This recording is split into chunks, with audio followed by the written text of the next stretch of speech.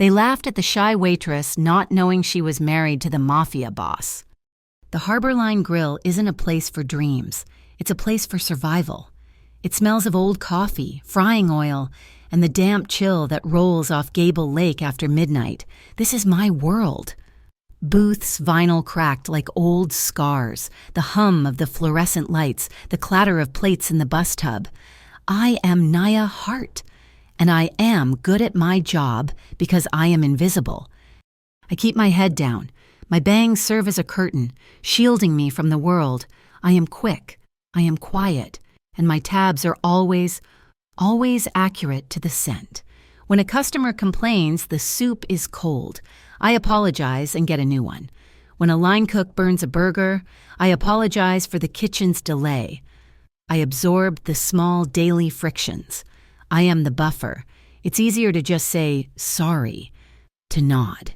To make the problem go away, trouble is a luxury I cannot afford. Tonight, the air in the grill felt different, thicker. The 8 o'clock news was muttering about city contracts on the corner television, but no one was watching. Then the bell above the door chimed, a tinny, cheerful sound that was a complete lie. 3 men walked in.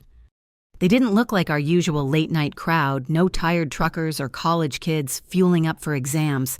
These men wore uniforms, crisp, heavy gray fatigues, with the logo of a stylized, watching eye on the shoulder, Gray Sentinel. In Dunhaven, Gray Sentinel was a new kind of power. They weren't police, but they had contracts for half the city's private security. From corporate lobbies to gated communities, they moved with an assurance that felt heavy, a static charge in the air. They chose the back booth, the one that watched the whole room and the doors. They weren't just here for pie. They were here to be seen. I grabbed 3 menus, my apron strings tight around my waist, and walked over. My shoes, worn thin, made almost no sound on the checkered linoleum. "Evening. What can I get for you?" My voice was low, practiced. The one in the middle, broad-shouldered with a jaw that looked like it was carved from granite, didn't even look up from his phone. The one on his left, thinner, with eyes that darted everywhere, just grunted. "Coffee. Black. All 3. Right away, and to eat." The thin one finally looked at me. His gaze wasn't appreciative, it was analytical. It was like being measured for a box. "We're just checking the order of things," he said, his voice a low rumble, "making sure establishments are running smoothly." He was talking about order while ordering coffee at 1 in the morning. "Nia." I flinched, my shoulders jumping to my ears. Gage Morrow, our shift lead, was snapping his fingers from behind the counter. His face was flushed, always eager to perform for anyone he thought mattered. "These gentlemen need their coffee, now," he hissed as I hurried back. "You were 10 seconds slow walking over there. 10 seconds. What did I tell you about attitude? You want to keep this job, you improve the attitude, hop to it." I just nodded. "Yes, Gage. Sorry, Gage." I poured the coffee. My hands were steady then. I brought the 3 heavy mugs over on a tray. As I set the last one down, the thin one spoke again, his voice dropping so low only I could hear it. "This place seems disorganized," he whispered, a smile playing on his lips that never reached his eyes. "Staff isn't very cooperative.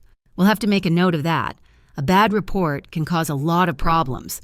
Inspections, permits." I froze. I could feel the heat rising in my chest, the prickle of panic. He was threatening the restaurant, and he was threatening my job, my fragile peace, all over a perceived slight. My hand, reaching for the empty water glass on their table, trembled. Just a little, but it was enough. The glass ticked against the rim of the tray. A tiny sound, clink. He heard it. His smile widened. "See jumpy, not professional." I backed away, murmuring another apology, and fled to the kitchen. I leaned against the stainless steel refrigerator, the cold seeping through my thin polyester uniform, and forced myself to breathe. 1, 2, 3, in, out. It's just a man, just words. But in Dunhaven, Words from men in those gray uniforms were never just words. They were currency. They were weapons. I finished my shift an hour later. Avoiding their corner, they stayed, nursing that one cup of coffee, watching. Finally, Gage, puffed up with self-importance, took them their check. I saw him laugh too loud at something one of them said. I saw him gesture in my direction, a flick of his wrist, dismissive. When they left, the bell chimed again, and the tension in the room exhaled with them. It was my job to clear their table. The mugs sat in a ring of cold coffee, and on the small plastic tray, next to the signed credit card slip, was the tip. It was a single dime, scratched, with a nick on the edge. That wasn't the worst part. Scribbled across the bottom of the merchant copy of the receipt in aggressive blue pen were 2 words. "Smile, sweetheart." I stood there, staring at the coin, 10 cents, for 2 hours of my quiet, careful service. It wasn't about the money. It was a message. It was the exclamation point on their threat. You are small. You are nothing. We can see you, even when you try to hide. I felt the hot, sharp sting behind my eyes. I refused to cry. Not here. Not where Gage could see. I crumpled the receipt in my fist, the coin digging into my palm, and dumped the mugs into the bus tub with a crash that made Gage yell at me for being careless. I took the blame. I clocked out, my back aching, the smell of grease clinging to my hair. I ducked into the alley beside the grill, where the dumpsters were. Hidden from the streetlights, the air was cold, sharp with the smell of the lake. I pulled my phone from my pocket, my fingers clumsy. I opened a single, secure message thread. The icon was just a black square. The contact was just R. My thumbs hovered over the screen. I wanted to tell him. I wanted to tell him about the men, the threat, the way Gage looked at me, the burning humiliation of that single dime. But I couldn't. Roman's world was not my world. My world was hourly wages and cleaning dried ketchup off laminate tables. His was silent meetings in towering glass buildings, charity galas under crystal chandeliers, and a power that was real, not a costume. He was Roman Calder, the philanthropist, the real estate investor, the man rebuilding Dunhaven's waterfront. And in secret, he was my husband. I kept the secret because I was terrified. Terrified of what his world would do to mine. Terrified of what my world, in all its small, fragile weakness, would mean to him. He was strength. I was the girl who apologized for cold soup. The gulf between us felt a mile wide, so I protected him from my weakness, and I protected myself from his strength. I deleted the long, tearful message I had started. I typed a new one, 3 letters. I'm okay. I pressed send. My phone vibrated almost instantly. No words, just a single, solid black heart emoji. His way of saying, I see you. I'm here. I slid the phone back into my pocket, the warmth of it fading against my leg. I took a deep breath, pushing my hair back behind my ears, and stepped out of the alley. I had to clean my uniform for tomorrow. As I stood at the bus stop under the flickering orange light, a dark-colored pickup truck I didn't recognize slowed as it passed. It didn't stop, just idled for a moment by the curb, its engine a low growl, a plume of exhaust ghosting in the cold. I couldn't see the driver through the tinted glass. But as it sat there, the streetlights caught the window of the Harbor Line grill behind me, and for a second, reflected on the truck's dark glass. I saw them. The ghosts of the 3 gray Sentinel men, their shapes dark against the light of the diner, watching me. The truck pulled away, disappearing around the corner, but the warning remained, cold and sharp as the night air. I was okay. I had to be, but I knew, with a certainty that settled like lead in my stomach, that this was not over. I slept in fits, the image of the scratched dime and the dark truck replaying behind my eyelids. When my alarm buzzed at 6 a.m., it felt like I hadn't slept at all. I scrubbed my face, pulled my hair into its usual tight bun, and put on my clean, ironed uniform. The bus ride was gray, the sky over Dunhaven the color of wet cement. I felt a knot in my stomach that had nothing to do with hunger. I was 10 minutes early for my shift, but the moment I turned the corner, I knew something was wrong. There wasn't a gray Sentinel vehicle parked across the street. This time, there were two official-looking white vans out front, emblazoned with the city crest and the words, Urban Sanitation Alliance. Two men in stiff light blue uniforms were taping a large, bright orange notice to the glass front door of the Harbor Line Grill. My steps slowed. My heart started a heavy, painful drumbeat against my ribs. I pushed the door open. The bell's chime sounded obscenely loud in the sudden silence. Gage was there, his face a mottled red. The rest of the morning crew was huddled by the coffee machine, whispering. "There she is," one of the blue-uniformed men said, pointing at me with a clipboard. He had a pencil-thin mustache and eyes that seemed to enjoy the disruption. "Nia," Gage spat, his voice shaking with a mixture of rage and fear. "What did you do?" "What I just got here." The man with the clipboard stepped toward me. "Nia Hart, we've received a formal complaint. The restaurant is being placed on temporary suspension for gross violations of sanitization procedures." Suspension. The word echoed in the room. Suspension meant no shifts. No shifts meant no paycheck. "What violation?" I whispered, looking at the orange sign. It was covered in official-looking text I couldn't focus on. "Don't play dumb," Gage snapped. He jabbed a finger toward the back. Last night, you spilled a full bucket of dirty mop water right next to the dry goods pantry and didn't clean it up. The complaint says you tried to hide it with empty boxes. That's a critical failure. Nia, critical.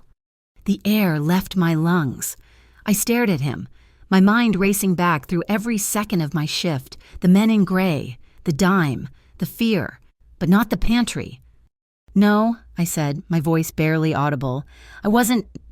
I didn't go near the pantry last night. I was on the floor all shift." "Oh, really?" Gage laughed, a high-pitched, nervous sound.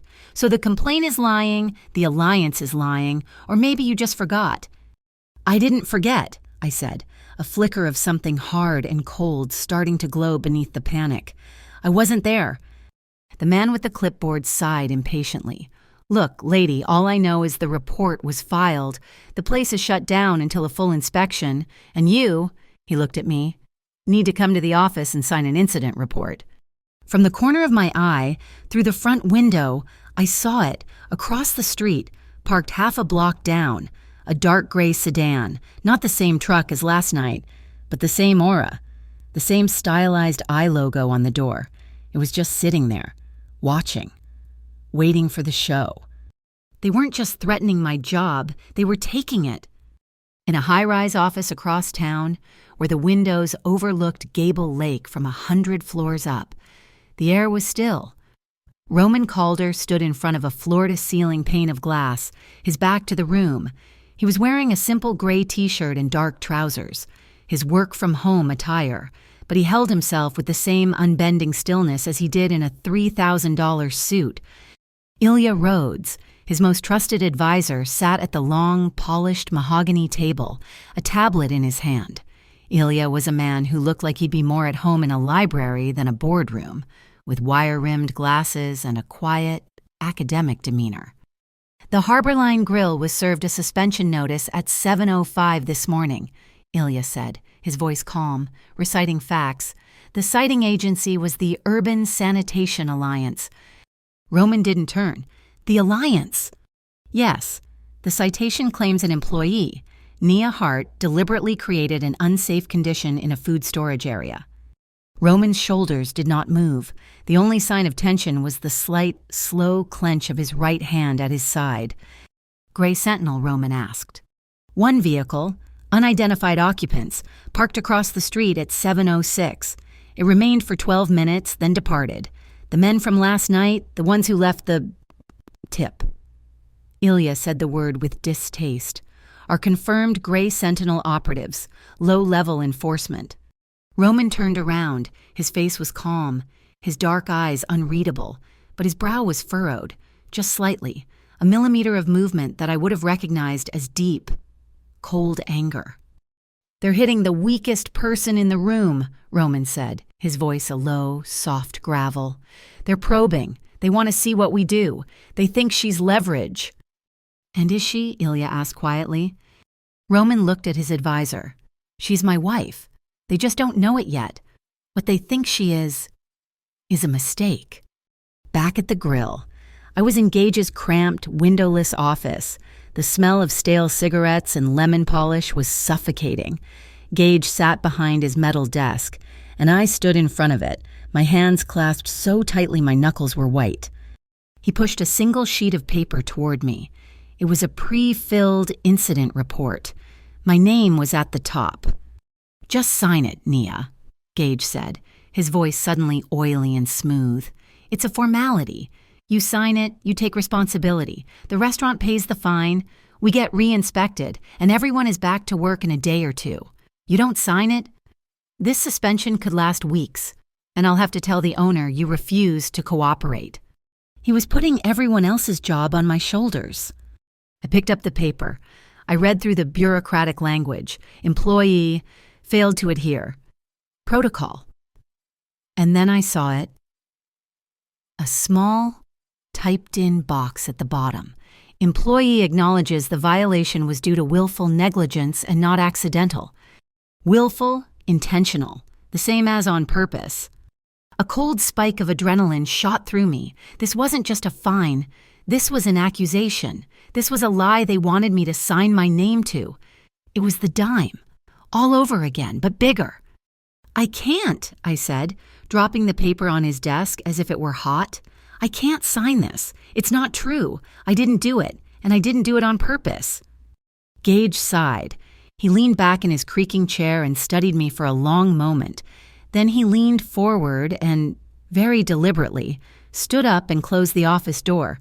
The click of the lock was as loud as a gunshot. "Nia, Nia, Nia," he said, perching on the edge of his desk. He was too close. I took a step back, but my back hit the filing cabinet. "You're making this very difficult, you know. I'm in a tough spot. The bosses are breathing down my neck, those gray Sentinel guys. They're important. They don't like uncooperative staff.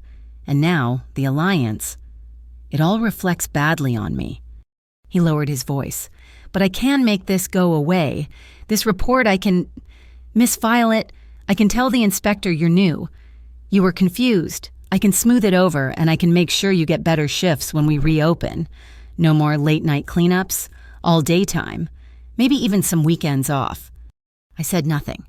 I just watched him, my heart pounding a frantic rhythm against my sternum. "All I need," he said, his voice dropping to a near whisper, "is a little appreciation, a little friendliness. You just need to change that attitude. Like I said, show me you're a team player." He smiled, and my stomach churned. He lifted his hand, his fingers damp and pale, and reached out, aiming for my shoulder. "Just be nice to me, Nia, and I'll—" The office door flew open, slamming against the wall with a crash that made us both jump. A man stood in the doorway. He was tall, dressed in a simple, dark, long coat, and he seemed to fill the entire frame, blocking out the light from the diner. He wasn't big like a bouncer. He was built like a blade, all lean lines and coiled potential. His name was Rook. He was Roman's driver, his shadow, his right hand. I had only seen him a handful of times, always in the background, always silent. He didn't look at Gage. His eyes, pale and sharp as ice, met mine. Then, slowly, he turned his gaze to Gage. Gage, who still had his hand outstretched, frozen in the air. Rook spoke. His voice was quiet, raspy, as if he rarely used it, but it cut through the small room like a razor. "Her shoulder is spoken for." Gage snatched his hand back. He held it against his chest, as if he'd been stung. The color drained from his face, leaving it a sickly, pasty white. He knew. Everyone in Dunhaven who paid attention knew who this man was, and who he worked for. Gage just didn't know why he was here. Rook held my gaze for one more second. It wasn't a question. It was a statement. He nodded once, a sharp, precise movement, then turned and was gone. He moved as silently as he had arrived. I was shaking. I pushed past Gage, who was still frozen, staring at the empty doorway.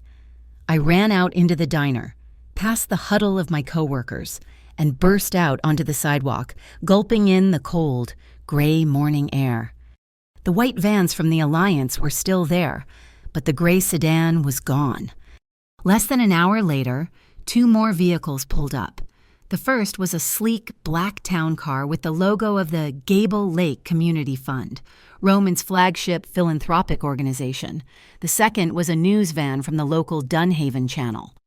A team of 3 people in sharp suits, carrying briefcases, stepped out of the town car, led by a woman with a no-nonsense expression.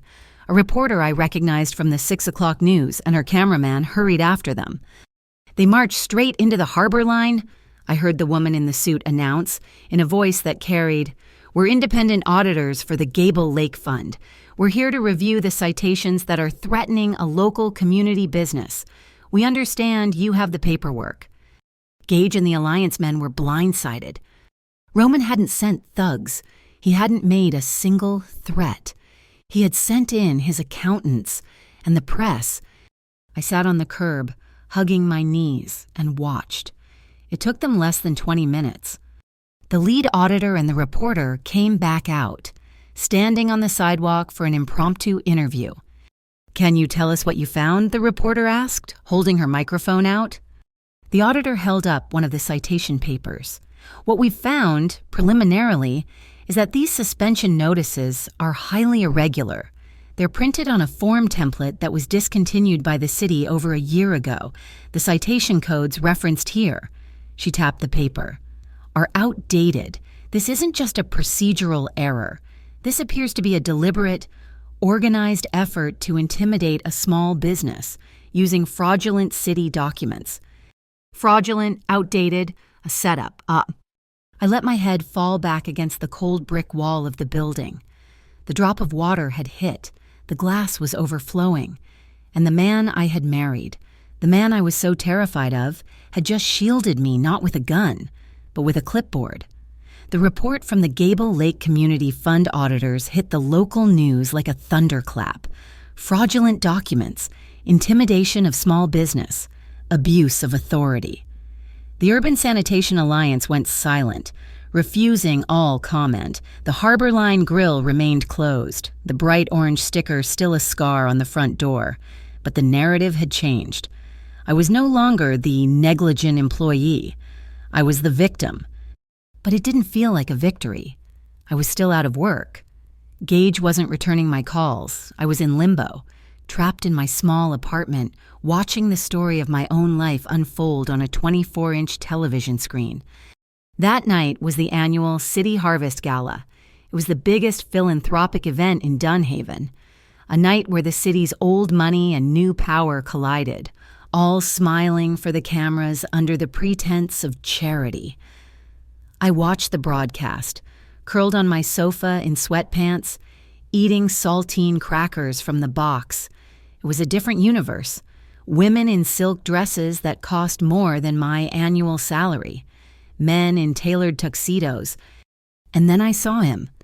The camera panned across the grand ballroom of the Dunhaven Regency, and my heart did a stupid, painful flip. Roman. He wasn't my Roman. Not the man who drank coffee in my tiny kitchen. His tie loosened. This was Roman Calder. He wore a minimalist black tuxedo. No embellishments, but it fit him like armor. He wasn't smiling. He didn't need to. The room seemed to orbit around his stillness. I watched him move through the crowd. People parted for him. He nodded politely, his expression neutral, but his eyes were scanning. He was looking for someone.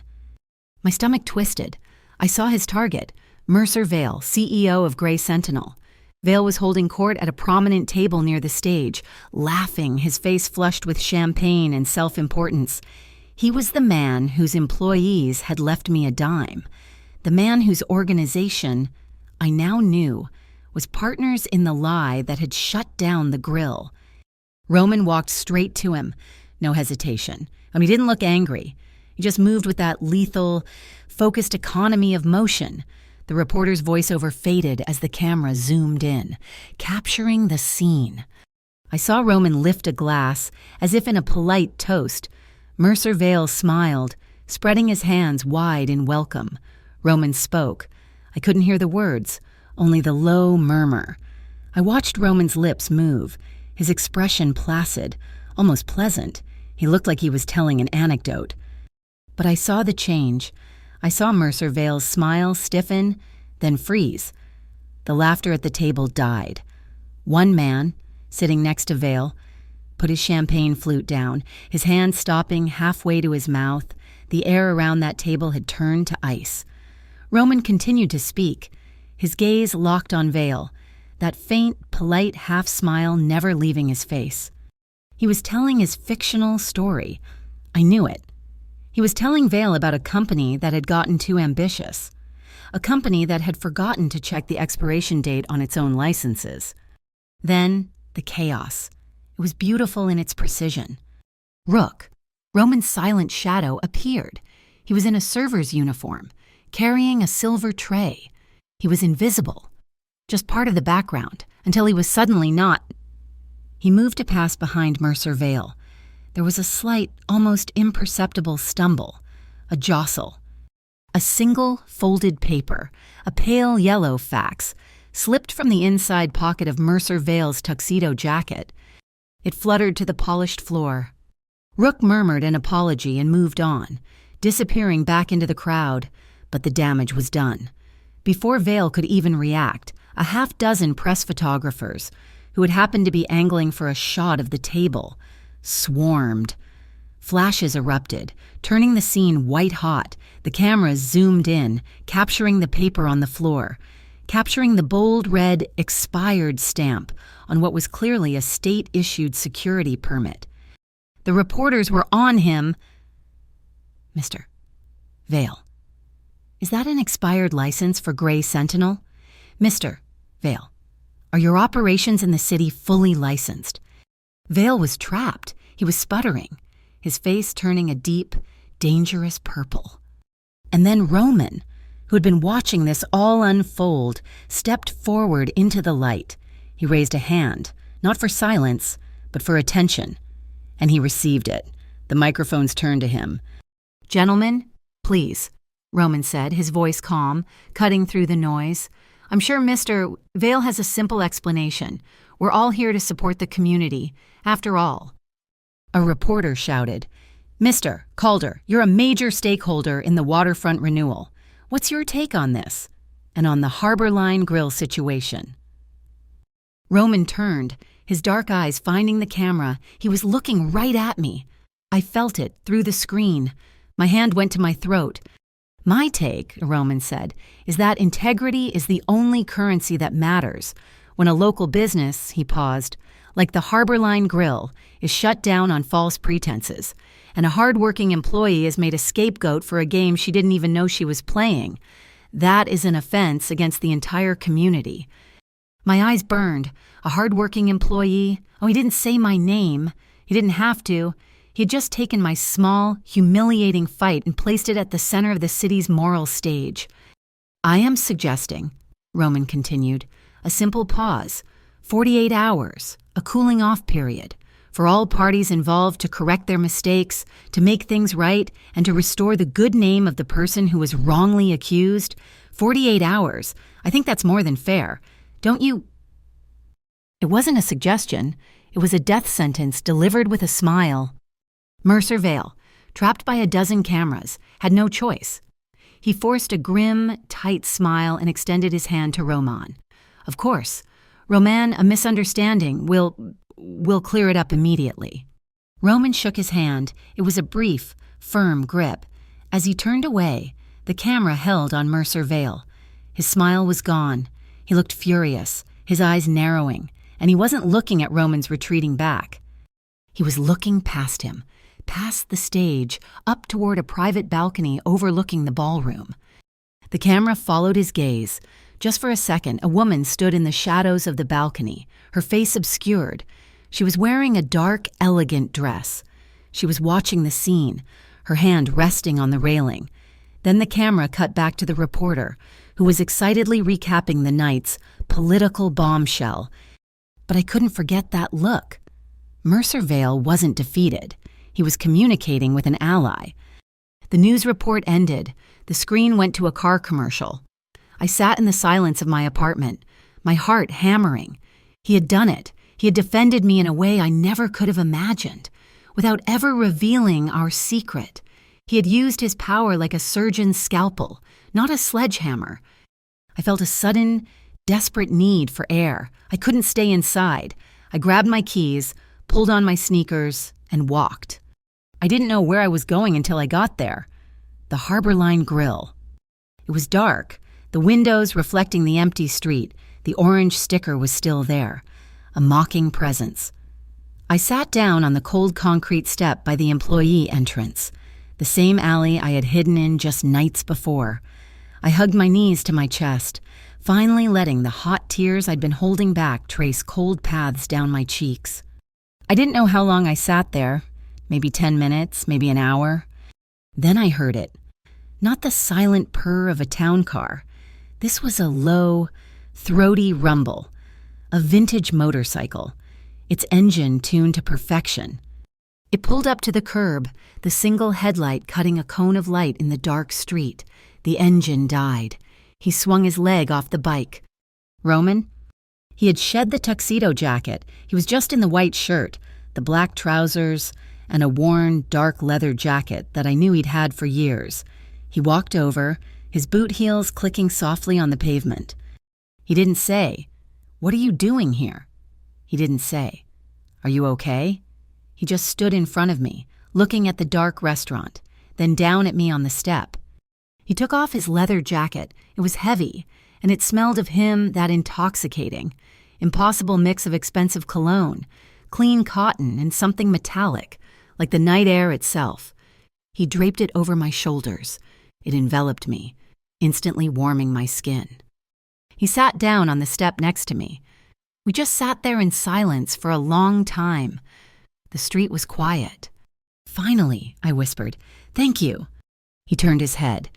In the dim light from the street lamp, I could see the intensity in his eyes. "He shouldn't have touched you." "He didn't." I said, "Rook." "He thought about it," Roman said, and the finality in his voice made me shiver. He reached into the pocket of his trousers. "I had this for the gala, but it felt wrong. It felt like a costume."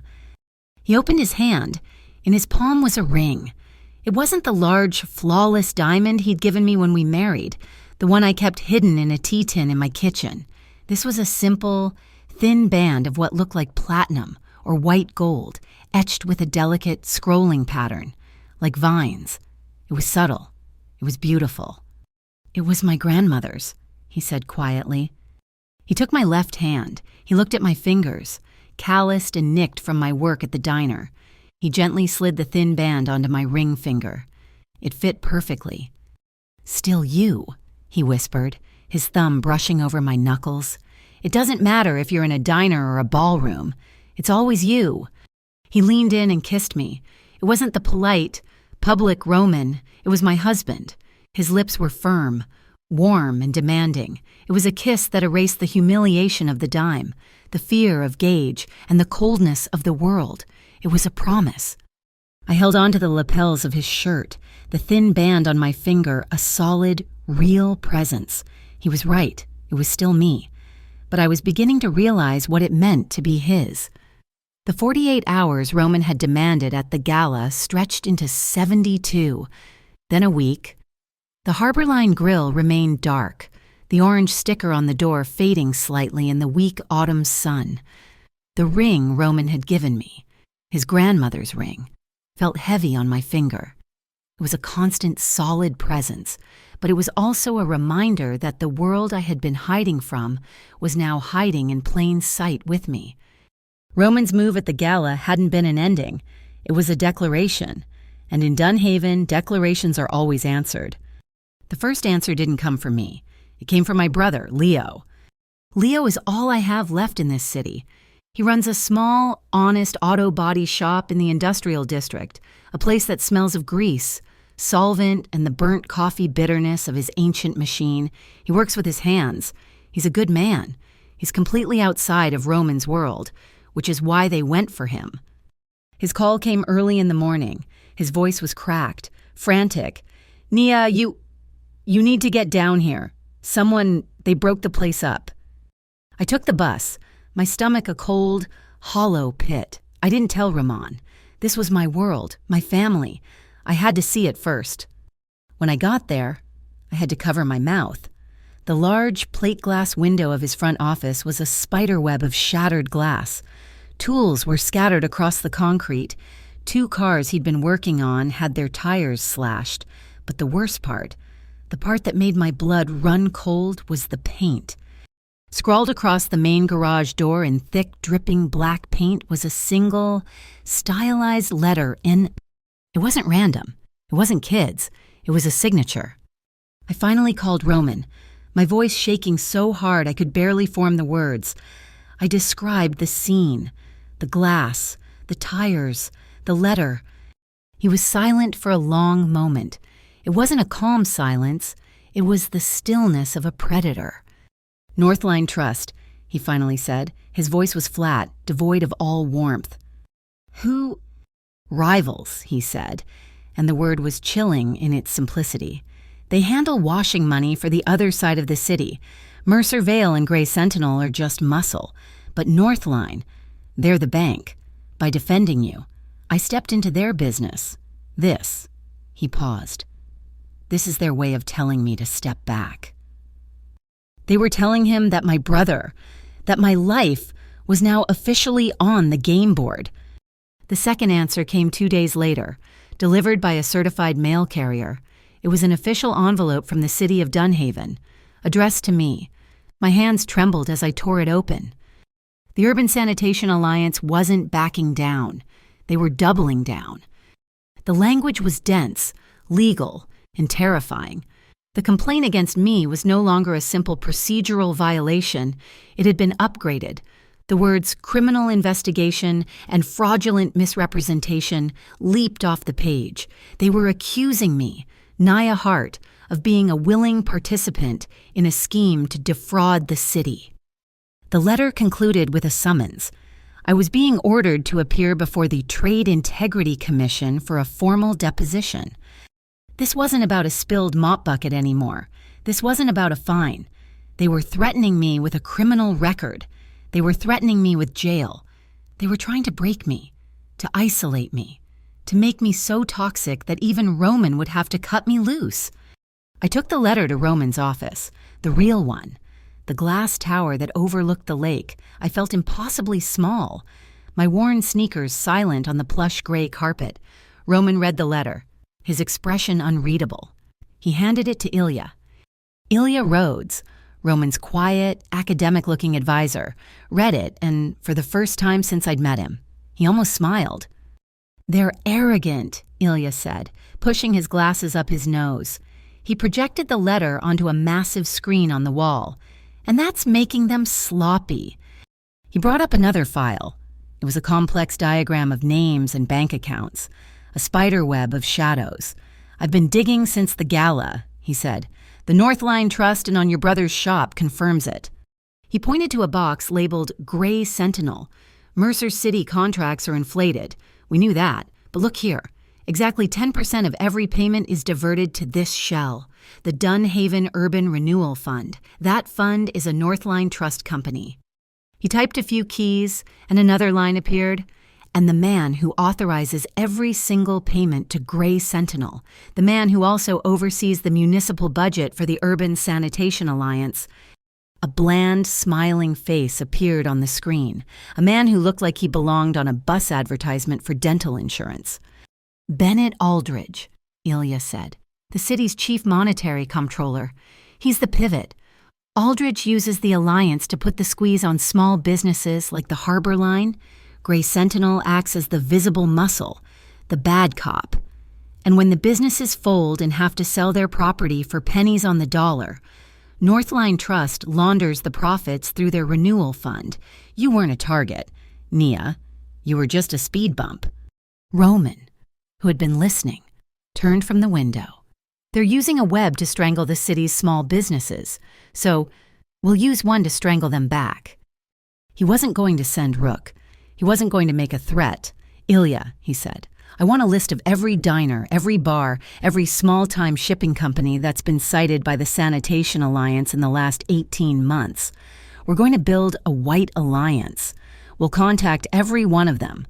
We'll file a class action complaint so large, so public, that Aldridge will be forced to answer for it in the press, not just in a closed commission hearing.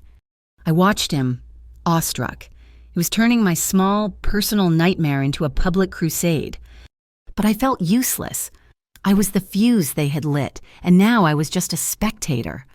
I couldn't sit in Roman's perfect, quiet apartment. I couldn't just wait. I needed to move.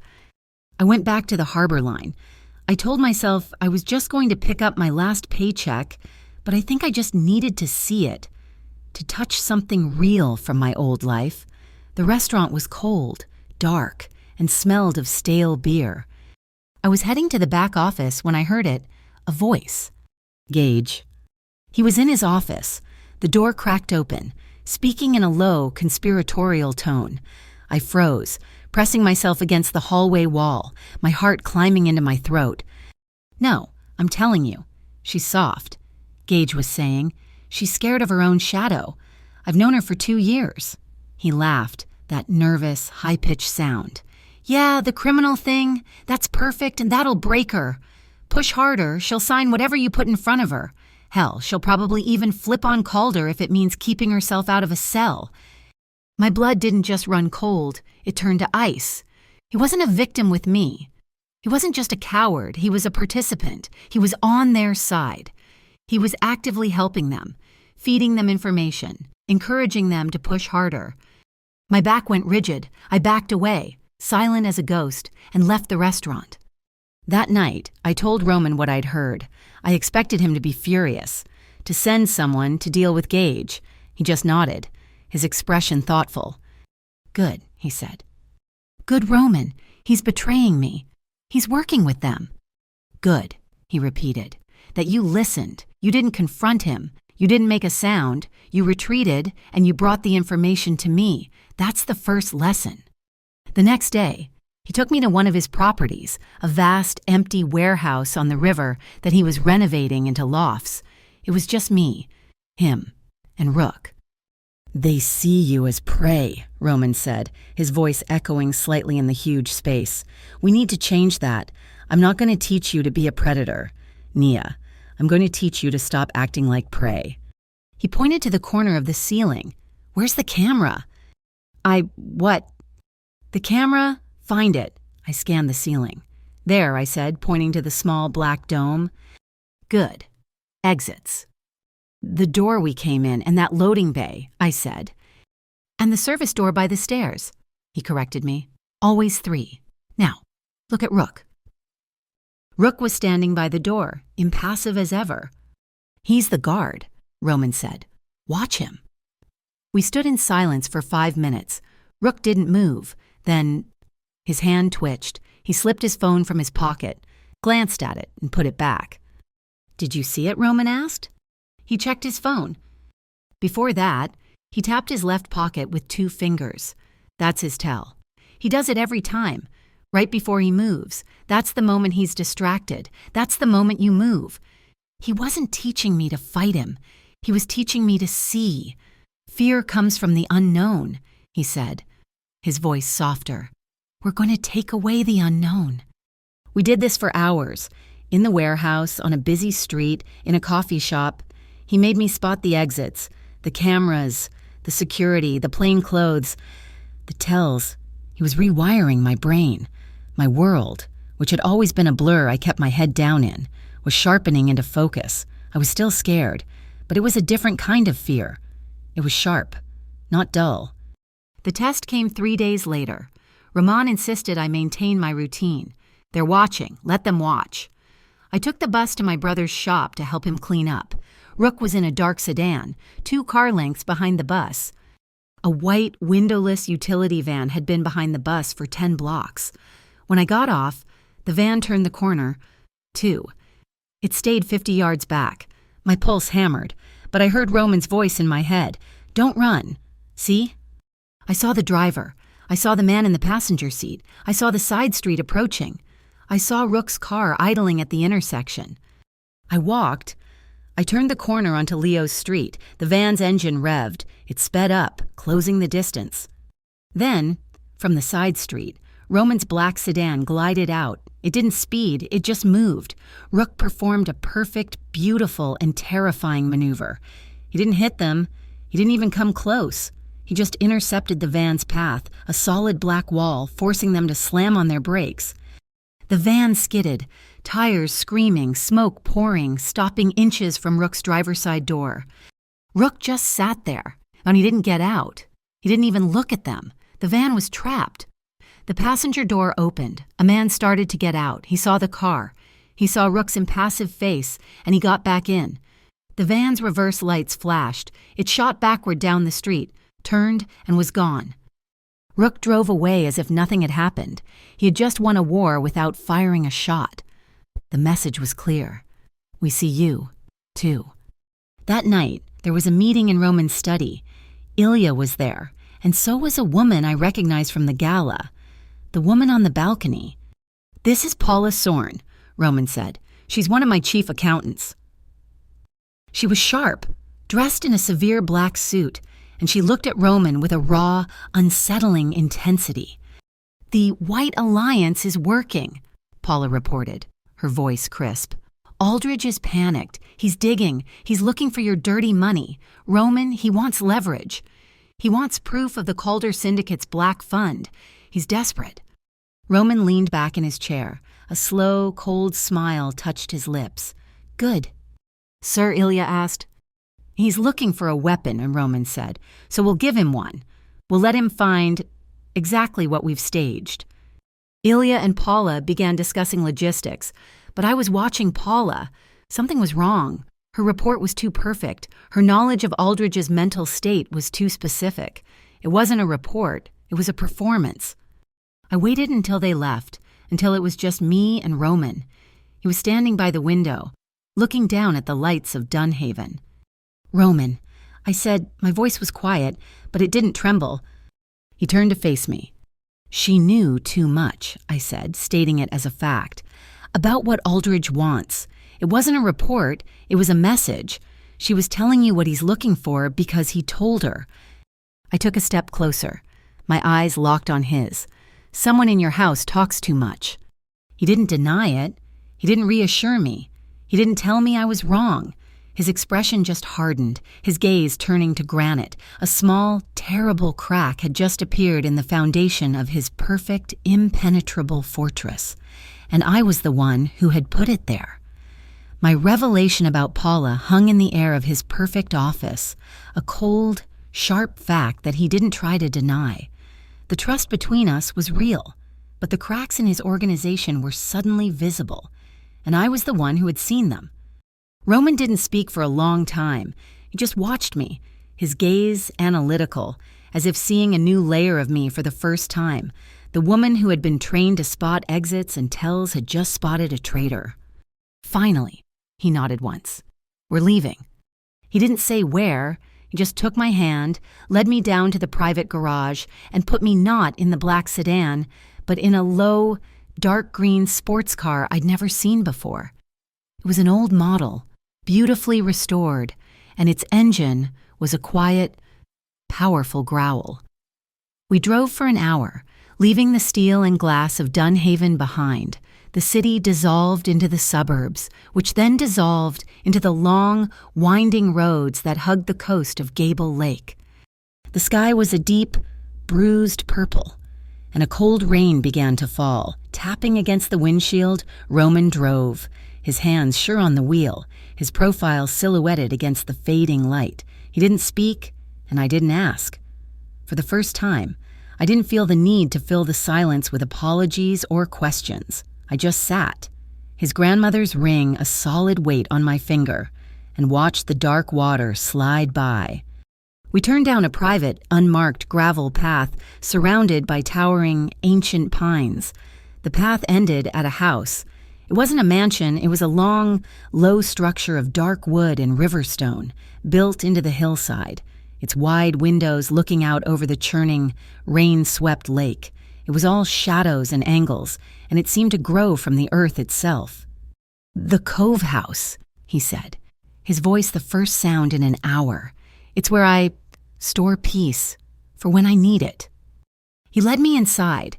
The interior was one large, open room, dominated by a massive stone fireplace where a low fire was already burning, clearly set by someone hours ago. The furniture was simple, heavy, and comfortable. It smelled of cedar, old leather, and the sharp, clean scent of the rain. He took my damp coat, his fingers brushing my neck, and I shivered, though it wasn't from the cold. He didn't turn on the lights. He just walked to the fireplace, added another log, and watched the sparks fly up. "Tell me," he said, his back still to me. "Tell you what you were afraid to say in the car, what you were thinking when you looked at Paula." I walked closer, stopping a few feet behind him. The heat from the fire washed over my face.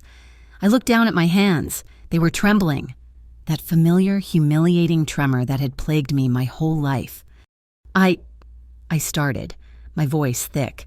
When Gage put his hand on my desk, when those gray sentinel men, when they looked at me, and when I saw Paula tonight. I had to stop, to swallow the lump in my throat. Roman turned slowly. His face was all shadow and firelight, his eyes dark and intent. He watched my shaking hands. "They don't see a person," I whispered, the confession tearing out of me. "They look at me, and they see a thing, an object, something to be used or pushed or broken, just to see what will happen. Gage wanted to trade my job for me. Those men wanted to scare me for sport. And Paula, she looked at me like I was a pawn, just a piece on the board. I'm so tired, Roman. I'm so tired of being a thing." I was crying, silent, hot tears that I didn't bother to wipe away. Roman didn't say, "You're wrong," and he didn't say, "I'll protect you." He just stepped forward and gently, so gently, took my hands in his. He held them, his grip firm and warm, until the shaking quieted. He looked down at my palms, at the small, hard ridges of skin I'd built up from carrying coffee pots and heavy trays of plates. He lifted my right hand to his lips, and he kissed me. He didn't kiss my lips. He pressed a long, slow, reverent kiss directly onto the calluses at the base of my fingers. He kissed the part of me that was the waitress, the part that had been humiliated, the part that ached every night.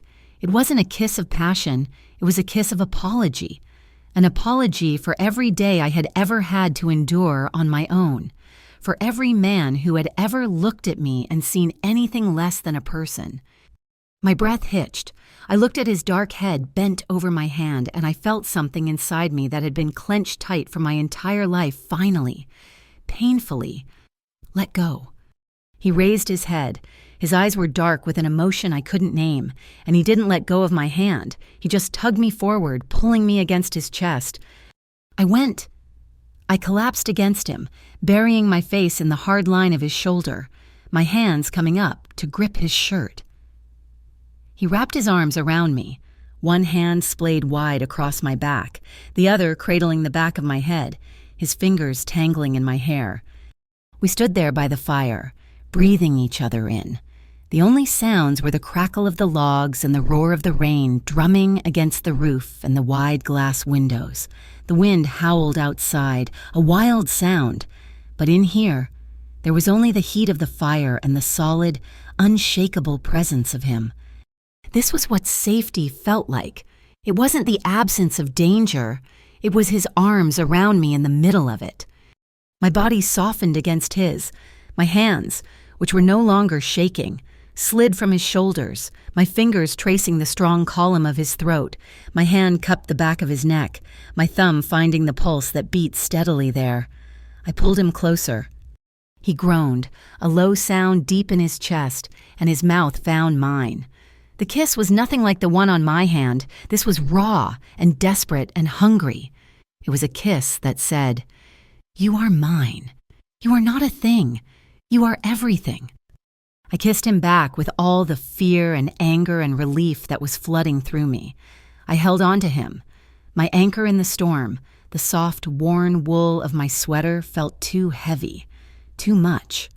As if he could read my mind. His hand slid from my back, his thumb catching the edge of the sweater's neckline.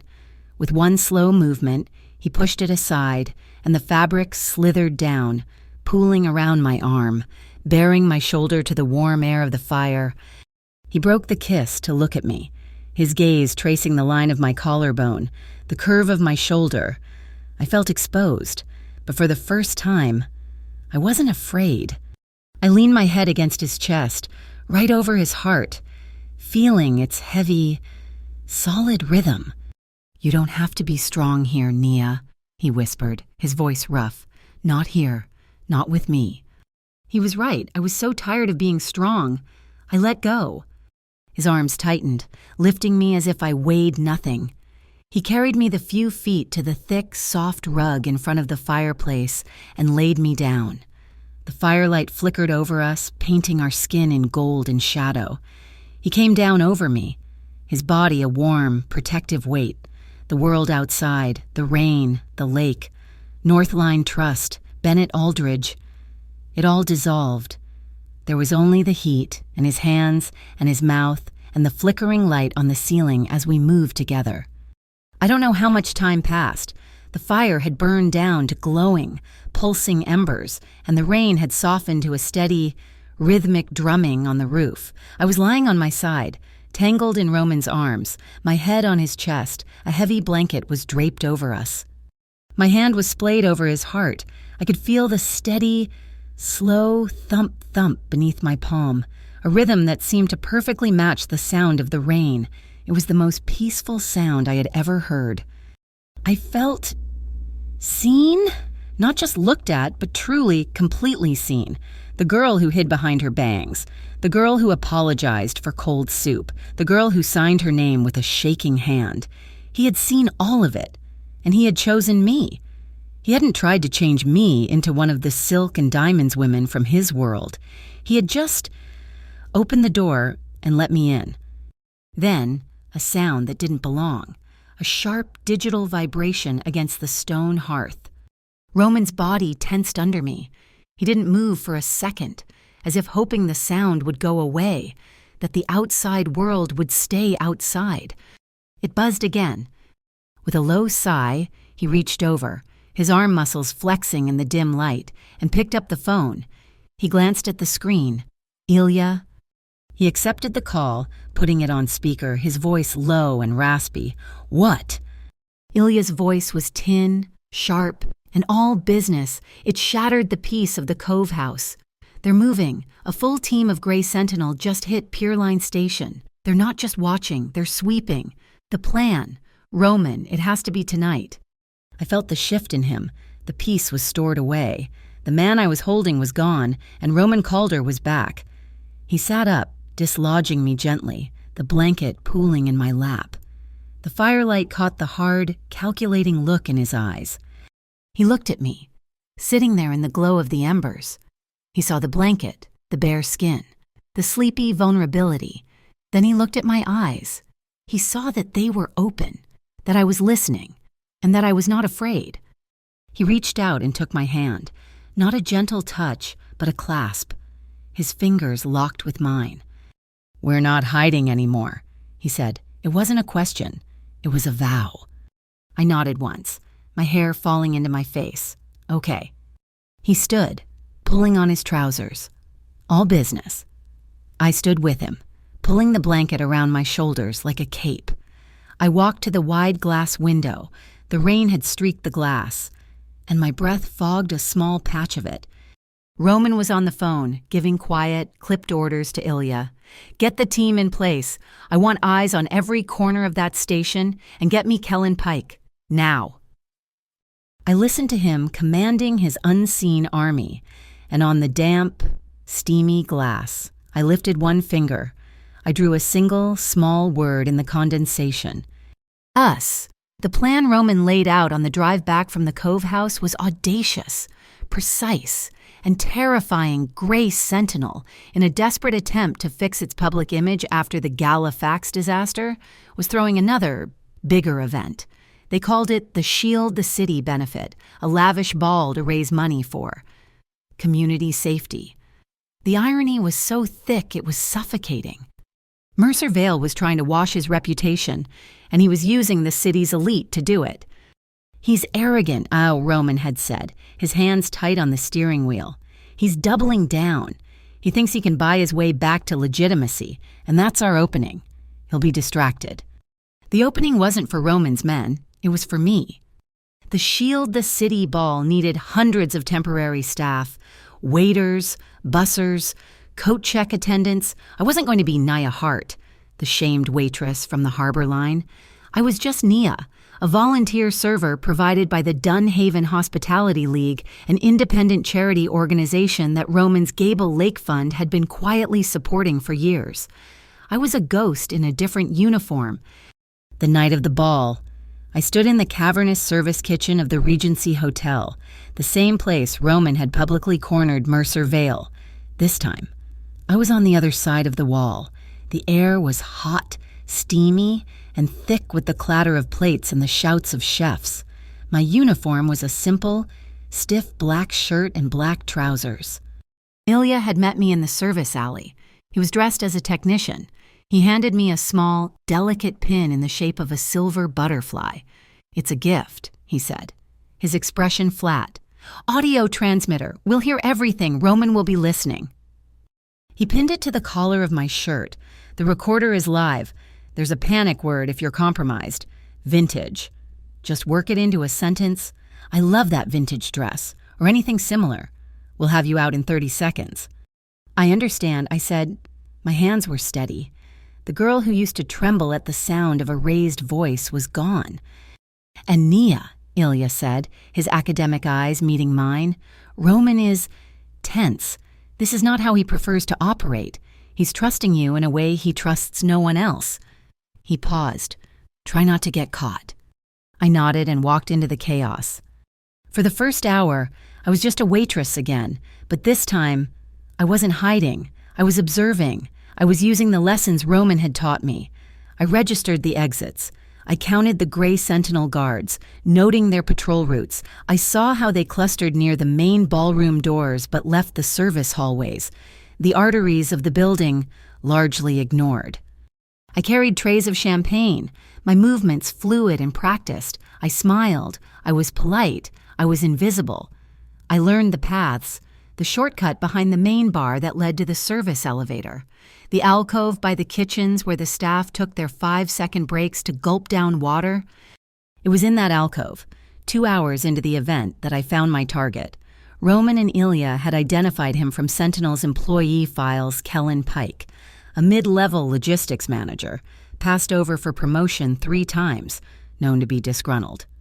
He was standing by the industrial coffee machine, his uniform rumpled, muttering to himself as he rubbed his temples.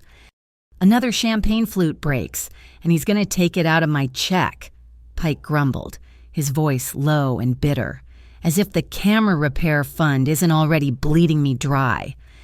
Camera repair fund. The words lit up in my mind. I didn't approach him. I just poured a fresh, hot cup of coffee from the pot. I added 2 sugars, just as I'd seen him do twice before. I walked over and held it out. "You look like you need this more than the guests do," I said, my voice quiet, full of the sympathy I'd perfected over years of service.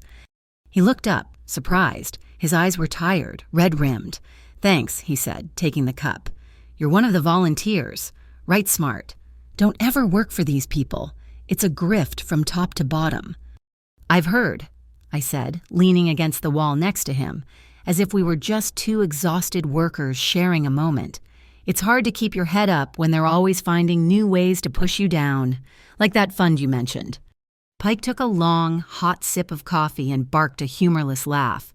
"Camera repair fund. That's what Mercer calls it. You know how many cameras we've repaired this month? 0. But the fund is maxed out." "So where does it go?" I asked, my voice a simple, curious whisper. He looked at me, really looked at me. I wasn't a threat. I was just another server, another victim. You're new. You don't know. He leaned in, his voice dropping. It goes to the Urban Sanitation Alliance. It's our community partnership fee. It's the money that keeps them compliant. It's the money they use to shut down places that don't play ball, like that diner, the Harbor Line. My heart was a cold, hard knot. This was it. This was the link. How can they get away with that? I asked. The payments, the records. Oh, Mercer's smart, Pike said bitterly. It's all logged. Here, look. He pulled his phone from his pocket, his hands shaking with anger, and tapped into a file. He held the screen up. It was a payment ledger. Line after line of authorized payment camera maintenance for thousands of dollars. It's all legal, signed off, sealed, delivered. We just pretend the cameras are in the Sanitation Alliance's office. I stared at the screen, memorizing the file path, the code names. I have to get back, I said, pushing off the wall. Thank you, and, be careful. You too, he muttered, draining the coffee. I walked back out, my pulse thrumming, in my ear. So faint I almost thought I'd imagined it. I heard Roman's voice, transmitted from Ilya's high-tech receiver to a tiny flesh-colored earpiece I wore. Good. Nia, you're doing good. Now, the main file. Ilya thinks it's in the temporary records office. 3rd floor, service corridor. I loaded my tray with empty glasses. 3rd floor. That was where the VIP lounges were. If you want to stop, Nia, Roman's voice came again, strained, tight with a tension I had never heard before. Just say the word. You've done enough. Say vintage and walk out.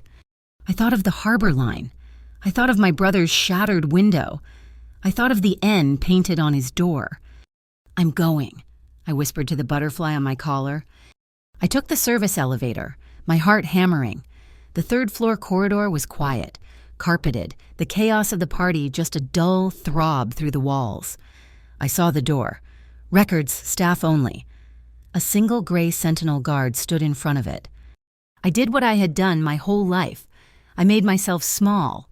I hunched my shoulders, kept my eyes on my tray of dirty glasses, and walked past him. "Excuse me, ma'am," he said, his voice bored. I tripped. It was a perfect practice stumble.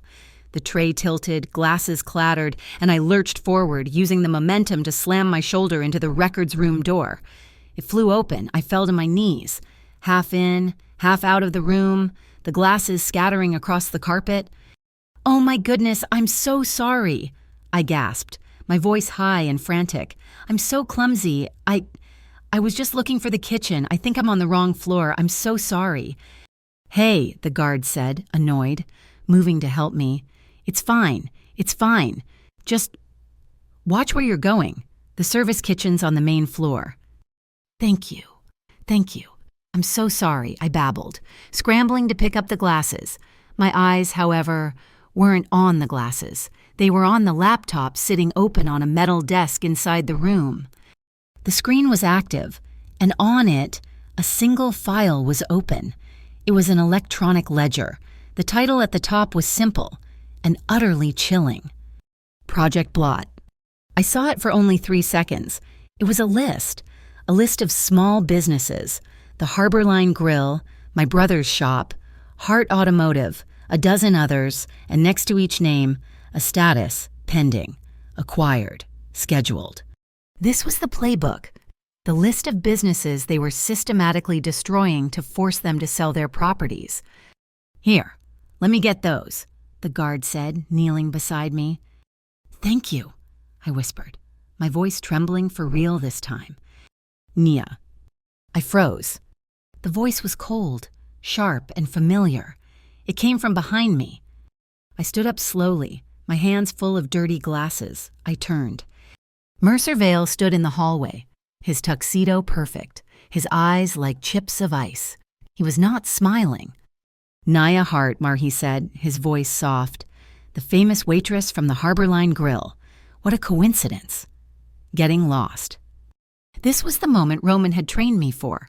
Don't panic. Don't run. Be what they expect. I looked down, my hair falling forward, the curtain I used to hide behind. I let my hands tremble. Mr. Vale, sir, I whispered. I'm so sorry. I'm just temporary staff. I got on the wrong elevator. I was just looking for the kitchen and I stumbled. I was the terrified, clumsy, invisible girl. He studied me for a long, agonizing moment. His eyes swept from my face to the guard, to the open door of the records room, then back to me. He was calculating. Did I see it? Did I know what I was looking at? I kept my eyes on the floor. I let a single, pathetic tear well up and slide down my cheek. Please don't fire me, I whispered. I just need this job. He laughed. It was a short, sharp, dismissive sound. Of course you do, he said, his voice dripping with contempt. You're a long way from the diner, sweetheart. Get back to the kitchen, and stay there. Yes, sir. Thank you, sir. I'm sorry, sir. I mumbled. I scurried past him, my head down, my back rigid, my tray of glasses rattling. I didn't run. I walked, fast, a shamed employee. I made it to the service elevator, stepped inside, and the doors slid shut. The moment they did, I leaned against the metal wall, my knees buckling. In my ear, Roman's voice was a low, guttural growl. You're safe. Ilya has the screen capture. He has everything. Get out now. I went straight to the service alley, untied my apron, and threw it in a dumpster. I ripped the butterfly pin from my collar and slipped it into my pocket. I was just a girl in a black shirt walking home. When I got to Roman's car, parked 3 blocks away, he was in the driver's seat. He didn't say anything. He just reached across the console, grabbed the back of my neck, and pulled me into a kiss that was so rough and full of relief it left me breathless. It's done, I whispered against his lips. It's just beginning, he said. Ilya's already analyzing the file. He found Aldridge's digital signature on 3 of the community preservation authorizations. It's the same ones from Kellen's camera fund. We have him. So you'll release it? No, he said, pulling the car into traffic. Not yet. A file can be faked. A hard drive can be stolen. We have the data, and we have Kellen. We're not just going to leak a story. We're going to build a stage, and we're going to make them confess on it, in front of the whole city. Roman didn't buy a 30-second ad spot. He bought an entire 2-hour block of Dunhaven's most popular late-night radio show, Dunhaven Nightline. The host, a man named Marcus Thorne, had a voice like smooth whiskey and a reputation for grilling politicians. The studio was small, dark, and felt pressurized, like the world was holding its breath outside the soundproof glass. Roman sat at the round table, calm and centered in the chaos, wearing a simple, dark sweater. He wasn't a guest, he was the host. Ilya was beside him, a laptop open, a web of cables connecting it to the broadcast board. Roman had assembled his cast. On his right sat a community lawyer named Elena Sanchez, sharp-eyed and armed with a stack of files. Beside her, 2 nervous but resolute small business owners, a baker whose ovens had been red-tagged. And my brother, Leo, his mechanic's hands clasped tightly on his knees. And then there was the man in the expensive suit, sitting opposite Roman, Mr. Harrison, a representative from the Urban Sanitation Alliance. He'd been invited to a community dialogue on civic standards, and he had walked into the trap with a self-satisfied smile, carrying a branded tote bag. I was in the control booth, behind the glass, watching. My heart was a fist in my chest. The red on-air light glowed. Good evening, Dunhaven, Marcus Thorne's voice began. We have a special program tonight. The lines are open. But for the first hour, we'll be listening. We're joined by Roman Calder of the Gable Lake Fund, representatives from our small business community, and Mr. Harrison from the Urban Sanitation Alliance. Mr. Calder, the floor is yours. Roman leaned toward the microphone. His voice was quiet, intimate, as if he were speaking to each listener personally. Thank you. Marcus, we're here because there's a disconnect in our city. Mr. Harrison, your alliance is tasked with protecting citizens. Yet, in the last 6 months, citations against small, family-owned businesses. They've risen by over 400%. Can you explain that? Mr. Harrison gave a polished, patronizing laugh. Mr. Calder, we hold everyone to the same high standard. If a business, large or small, fails to comply. Fails to comply, Roman interrupted, still polite. Or is forced to fail, Mr. Harrison, are you familiar with an internal Gray Sentinel slush fund codenamed the Camera Repair Fund?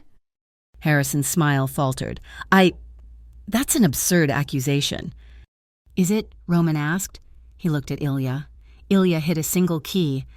Kellen Pike's voice, angry, bitter and terrified, filled the studio.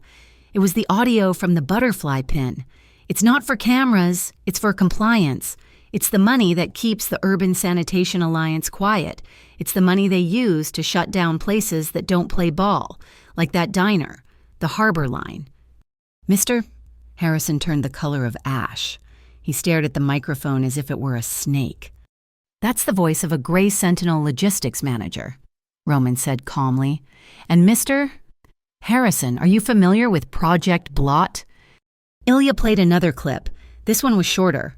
Kellen describing the hit list, the plan to devalue and acquire properties. The studio was dead silent. The on-air light was a bleeding red eye. Marcus Thorne, the host, found his voice first. It was no longer smooth. My God! Project Blot. Mr. Harrison, this audio implicates your alliance. And it specifically mentions payments authorized by Bennett Aldridge, the city comptroller. The name was out, spoken live across the entire city. The switchboard in front of Marcus Thorne lit up like a Christmas tree, every single line flashing red. This is slander, Harrison stammered, grabbing his microphone. That audio is tampered with. It's inadmissible. We will be filing. Filing what? Elena Sanchez, the lawyer, cut in, her voice like a scalpel. A defamation suit. We have the ledgers. Mr. Harrison, we have the digital signature of Bennett Aldridge on 3 separate community preservation authorizations, all paid directly from that camera fund. It's not slander when it's discovery. Suddenly, the control room phone buzzed. A panicked producer picked it up and pointed to the console. Marcus, the producer said, his voice coming through the host's earpiece. Mercer Vale is on line 1. He demands to be put on the air. Put him on, Roman said, his voice flat. Mercer's voice crackled through the speakers, tight with barely controlled fury. This is an outrageous abuse of the public airwaves, mister. Calder is using a disgruntled, fired employee to slander my company and respected city officials. This is a personal vendetta. Roman held up a hand. Mr. Vale, thank you for calling. I'm not interested in you. I'm not interested in revenge. I'm interested in a story, a true story, about one of our citizens. He leaned closer to the microphone. The anger left his voice, replaced by that quiet, devastating intimacy. This story is about an employee, he said. A young woman who works a late shift at a diner. She does her job. She's quiet. She's competent. And one night, men in your company's uniform come in. They aren't there for coffee. They're there to check the order of things. They threaten her. They intimidate her. And when they leave, they tip her a single scratch dime. I felt the tears sting my eyes. He was telling my story.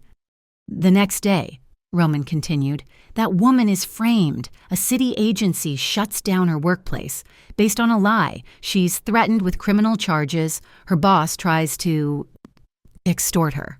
Her brother's shop is vandalized, all to prove a point, all to push one single, ordinary person, right off the edge, just because they could, because she was in the way. He paused. The only sound was the blinking of the phone lines. This isn't about ledgers or funds, Roman said. This is about what we allow to happen to our people. Mr. Vale, you can talk about slander. I'm talking about decency. Marcus Thorne looked at the board, stunned. We have to take a call. Line 3. Go ahead, sir. You're on Dunhaven Nightline. Yeah, hello? A rough voice, a man. I'm a trucker. I know what that man is talking about. Gray Sentinel, they They fine us at the depot. They call it a security tariff. It's just extortion. Another call. Marcus, I own the bakery on 3rd. The Sanitation Alliance shut me down for 3 weeks for a faulty drain. It cost me my savings. The man who came to fix it. He worked for Gray Sentinel. Another. It was an avalanche. The switchboard was a solid, screaming red line. It wasn't Roman's fight anymore. It was the city's. He had just given them a voice. Marcus Thorne looked through the glass, at me. I was just standing there, my hand over my mouth. "Ma'am," he said, gesturing for me to come in. "Please, come to the microphone." Roman turned and looked at me. His eyes were not cold. They were warm. He was giving me the floor. I walked into the studio, my legs shaking. I sat in the empty chair. A producer pushed a microphone in front of me. "Ma'am," Marcus said gently, Are you the employee, mister?" Calder was talking about... I leaned in. My heart was so loud I was sure the microphone would pick it up. My name is Nia." My voice was a whisper. The studio went completely, utterly silent. The blinking lights, the panicked voices. Everything stopped. I was the waitress," I said, my voice gaining a fraction of strength. "I'm just a person. I just wanted to do my job, and they made me scared. They made me feel small, like that dime." I looked up at the microphone, at the unseen city. The worst part isn't the threat, it's the fear. It's the way a simple gray shirt or a white van makes your heart stop. It's the way you start to feel like you're invisible and a target, all at the same time. No one in our city should be made to feel that way. Not for just going to work. The silence stretched. It was a new kind of silence. It was heavy. It was full of judgment. Morality had just picked a side. The show ended in a blur. The next hour was a chaotic storm of recaps, expert opinions, and live-breaking news. Before we had even left the studio, the mayor's office released a statement. In light of the shocking allegations on Dunhaven Nightline, a full public emergency hearing of the Trade Integrity Commission will be convened. Bennett Aldridge was trapped. We were in the sedan. Rook was driving. I was in the back, my adrenaline fading, leaving me exhausted. Roman was beside me, his hand resting on my knee, a silent, solid comfort. Ilya was in the front seat, on the phone. "He's panicked," Ilya said, half turning. "Aldridge is threatening to sue everyone, the station, us, for slander." "Good," Roman said. He picked up his own phone. "Send him the offer. Ilya, right now, an untraceable text, his full, immediate resignation from every city post. In exchange, the project blot ledgers and his digital signatures never make it to the district attorney. He gets to keep his pension. He has 12 hours to accept. One way out." Ilya nodded. "And Mercer..." Roman looked out the window. His face was hard. "Mercer won't take an exit. He'll make a door." As if summoned by the words, it happened. We were on a dark, quiet street, a shortcut back to the penthouse. A massive black pickup truck, its headlights off, rocketed out of a side street and slammed into our rear quarter panel. The car spun, the shriek of metal on metal filling the air. I was thrown against Roman, his arm clamping around me like a steel bar. Rook grunted, fighting the wheel, his knuckles white. Before we'd even stopped spinning, another truck, identical, appeared in front of us, headlights blazing, blocking the street. We were pinned. "Hold on," Rook yelled. He didn't try to go forward. He slammed the car into reverse, the engine screaming, and spun the wheel hard left. The sedan jumped the curb, smashing through a chain-link fence and into a narrow, dark alleyway. I heard the scrape of metal as the mirrors were torn off, the side of the car groaning as it scraped the brick walls. The trucks were too wide. They couldn't follow. We burst out onto the next street, fishtailing. We were safe. Roman was already on his comms, his voice lethally calm. "Ilya, status evasive action. We are clear. Where was the diversion?" "Roman." Ilya's voice was tight over the speaker. And then we heard it, a low, heavy whoomph that we felt more than heard in the rearview mirror 2 blocks back, where we had just been. A fireball lit up the night sky, an orange plume of flame and black smoke. It was a car bomb. It wasn't for us. It was for the team that was supposed to be following us. It was the diversion. Roman listened to the frantic, static-filled reports from his other teams over the comms. He heard the explosion, the secondary blasts, the sirens. He closed his eyes for 1 second. When he opened them, the man I had married, the man who had held me by the fire, was gone. In his place was the man who ran the Calder Syndicate. His face, lit by the red glow of the taillights, was as cold and still as the water at the bottom of Gable Lake. He looked at me. The polite invitations are over.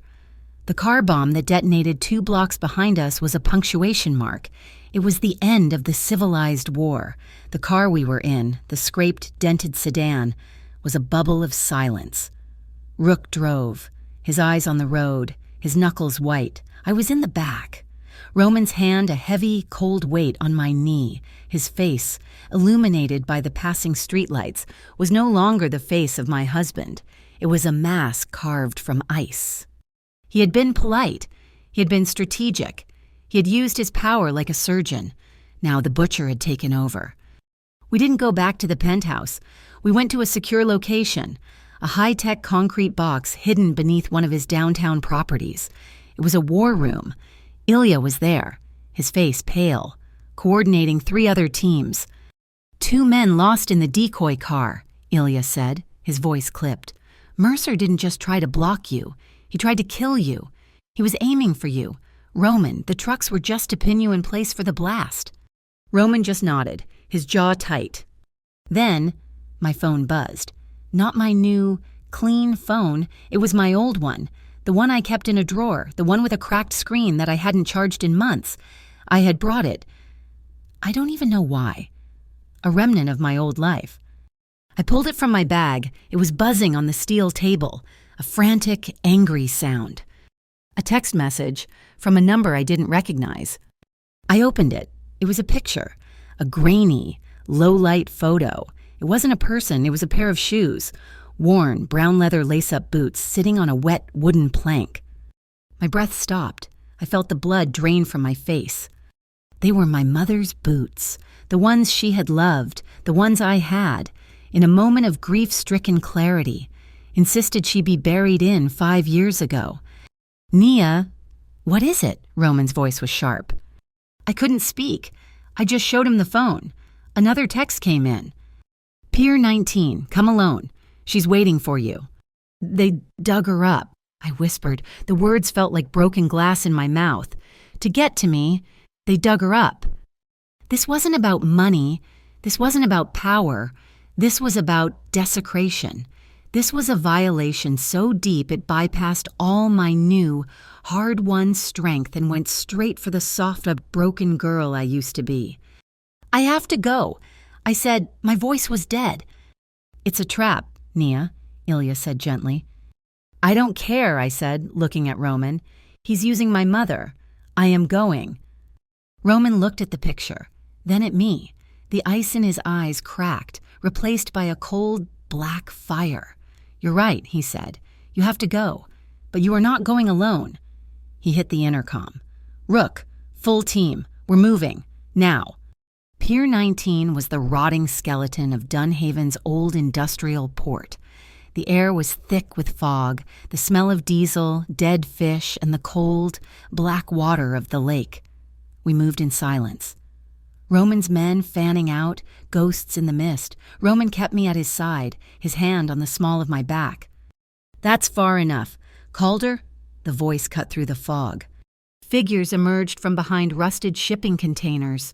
Mercer's men, dressed in black, not gray sentinel uniforms. This was his private army. And in front of them, a single figure. Not Mercer. It was Paula Sorn, the accountant, the woman from the gala balcony. Her face was pale, her eyes wide and terrified. Paula, Roman said, his voice a low growl of contempt. A very poor choice. He gave me no choice, she shrieked, her voice thin and cracking. You don't understand. He's not just a businessman. He's a monster. You're the one who told him. I said. It wasn't a question. The suspicion I'd had in Roman's office solidified into a cold, hard fact. In the office. You weren't warning Roman. You were performing for him. Paula flinched. Yes, I told him about you. I told him the waitress was his weakness, the one thing he couldn't control. I thought he would just test you to see how strong your hold on him was, to see what he was really up against. A test, that's all. A probe. I never thought. You never thought he'd try to kill me, I asked, my voice flat. I didn't know, she cried, and now it's too late. Romanen?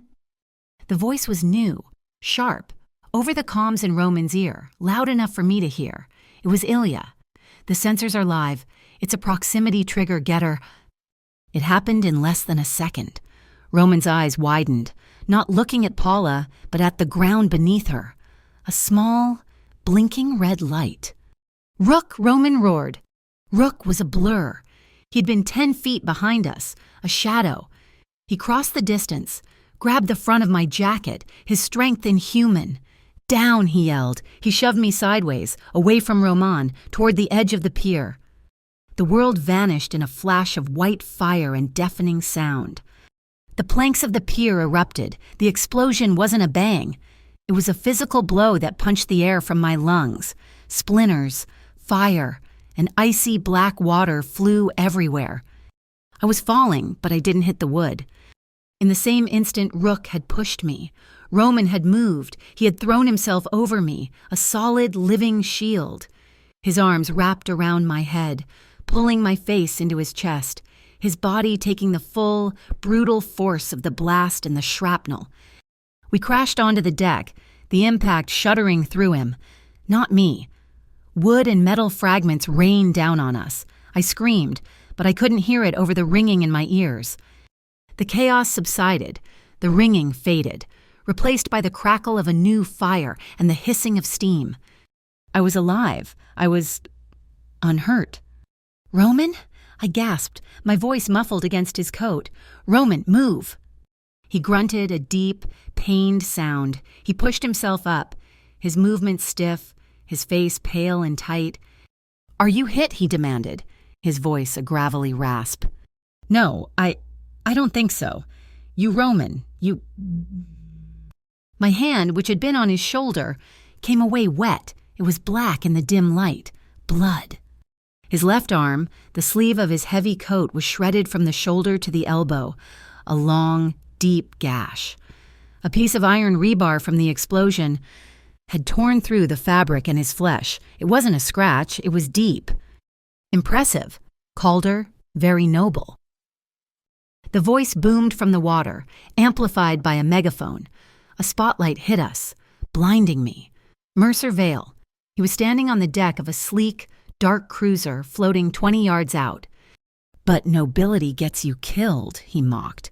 Look at you bleeding to death on a rotten pier for a $10 an hour waitress. Roman got to his feet, pulling me up with him. He was breathing heavily.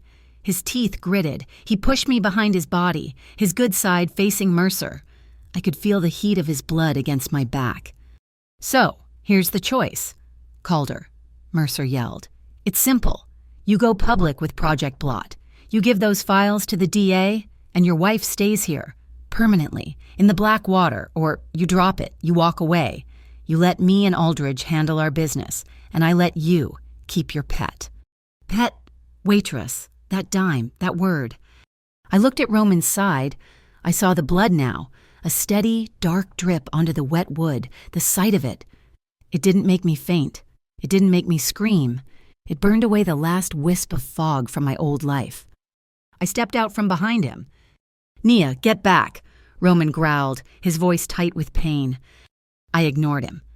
I walked to the edge of the pier, my shoes crunching on the debris. I faced the spotlight, faced the man on the boat. My voice, when it came out, didn't shake. It was clear. It was cold. It cut through the night air.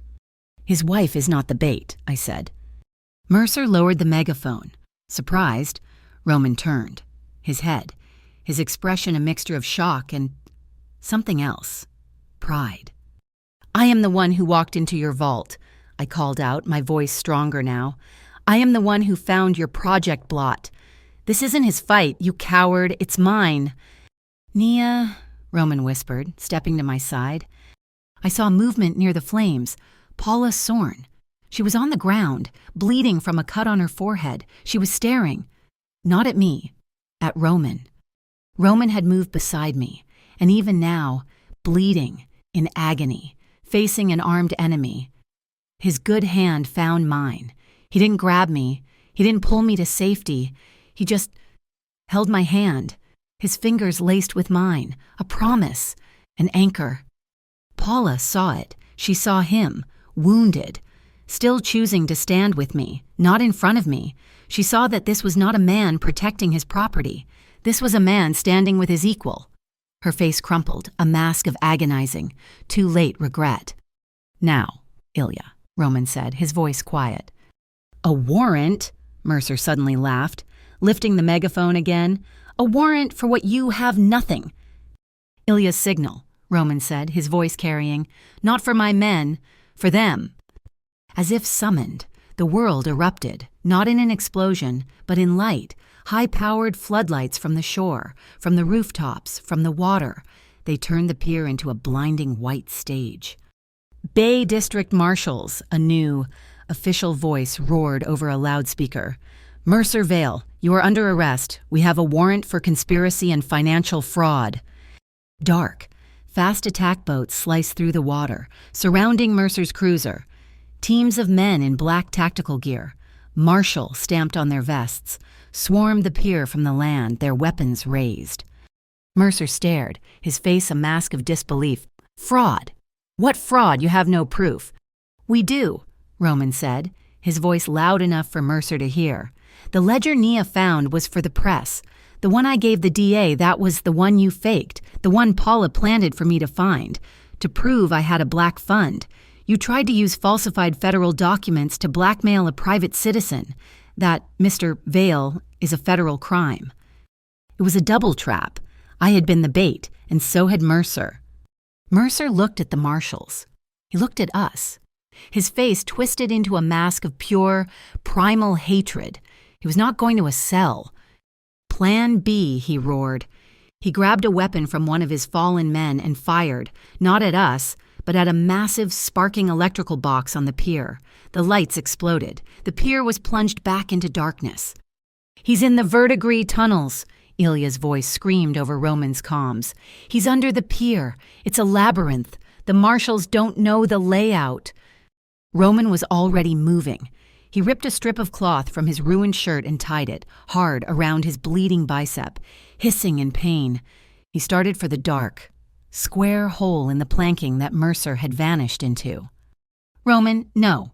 I grabbed his good arm. "You're hurt. Let them handle it." "They'll lose him," he bit out, his voice tight. "He'll be in the lake and gone in 10 minutes. I know those tunnels." He looked at me. The shouting of the marshals, the crackle of fire, it all faded. It was just us, at the edge of the darkness. He was pale. He was in pain.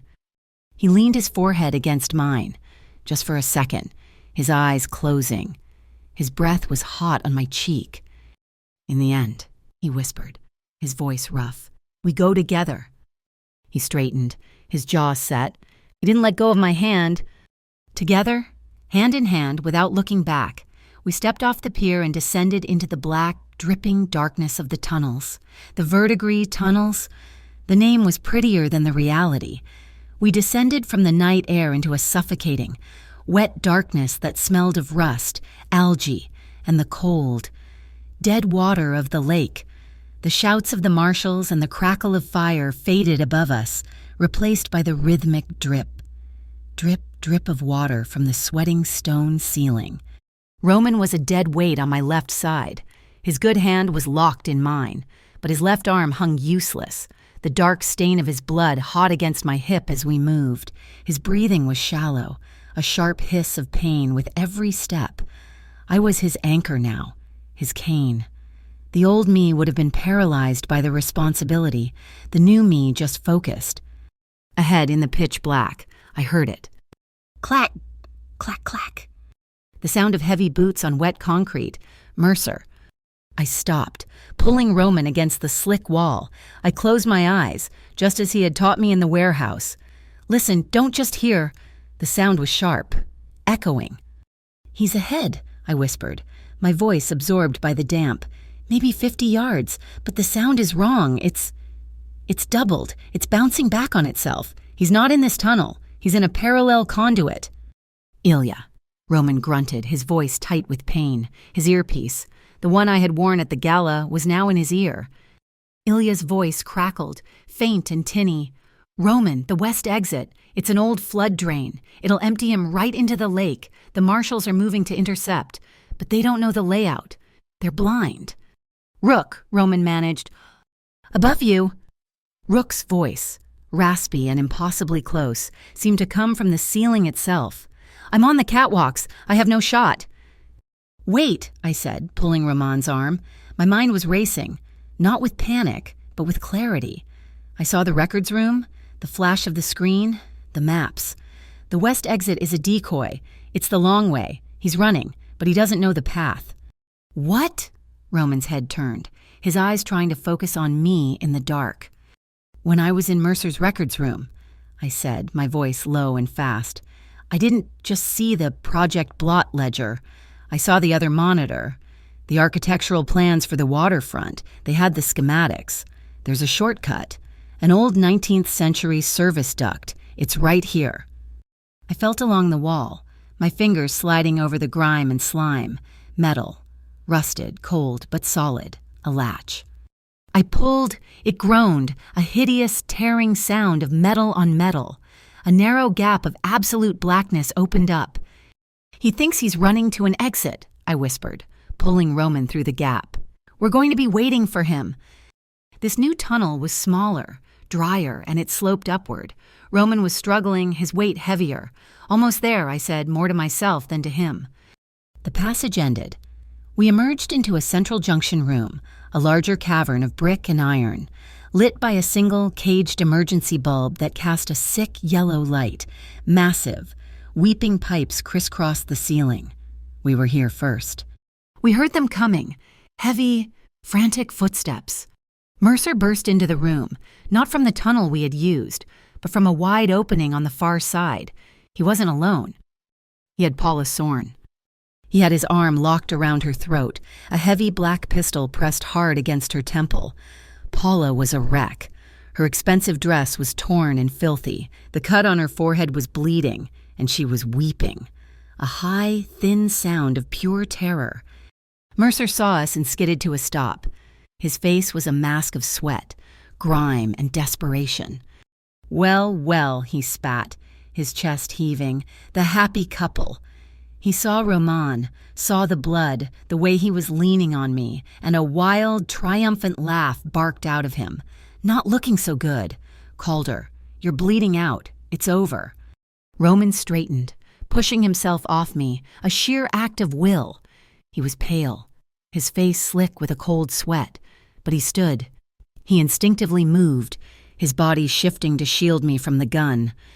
Let her go, Mercer, Roman said. His voice was rough, but it held that core of steel. Let her go, Mercer sneered. No, she's my insurance. She's in this as deep as I am. She's indebted, aren't you, Paula? Paula just whimpered, her hands weakly trying to hold Mercer's arm, as if to shield him.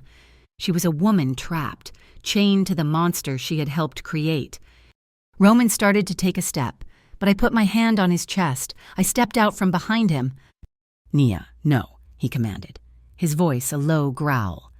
I ignored him. I looked directly at Paula, at her terrified, streaming eyes.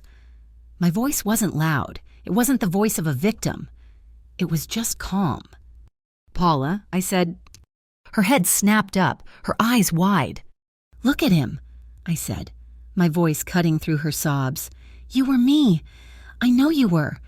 You were scared, and you thought his power would protect you. You thought being in his debt, being useful to him, made you safe. I took a step closer. Mercer's gun twitched toward me. "But power like his doesn't protect Paula," I said, holding her gaze.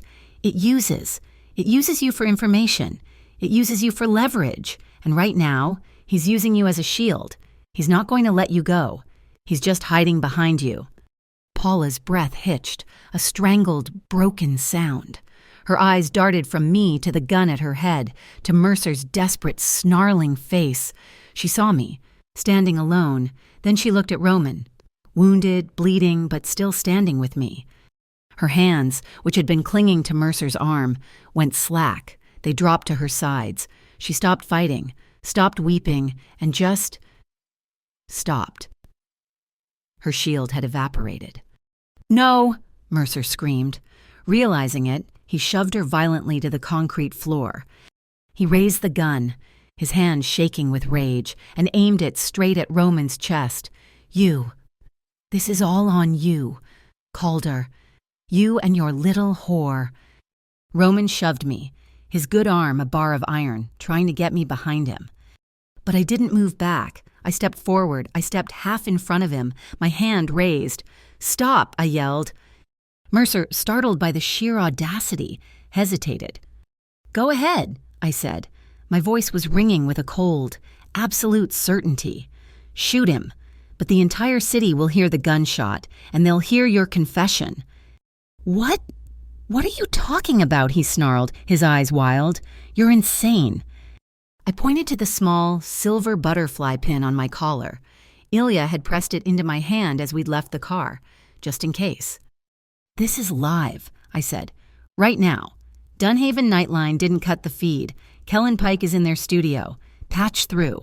You are confessing to conspiracy and attempted murder on live citywide radio."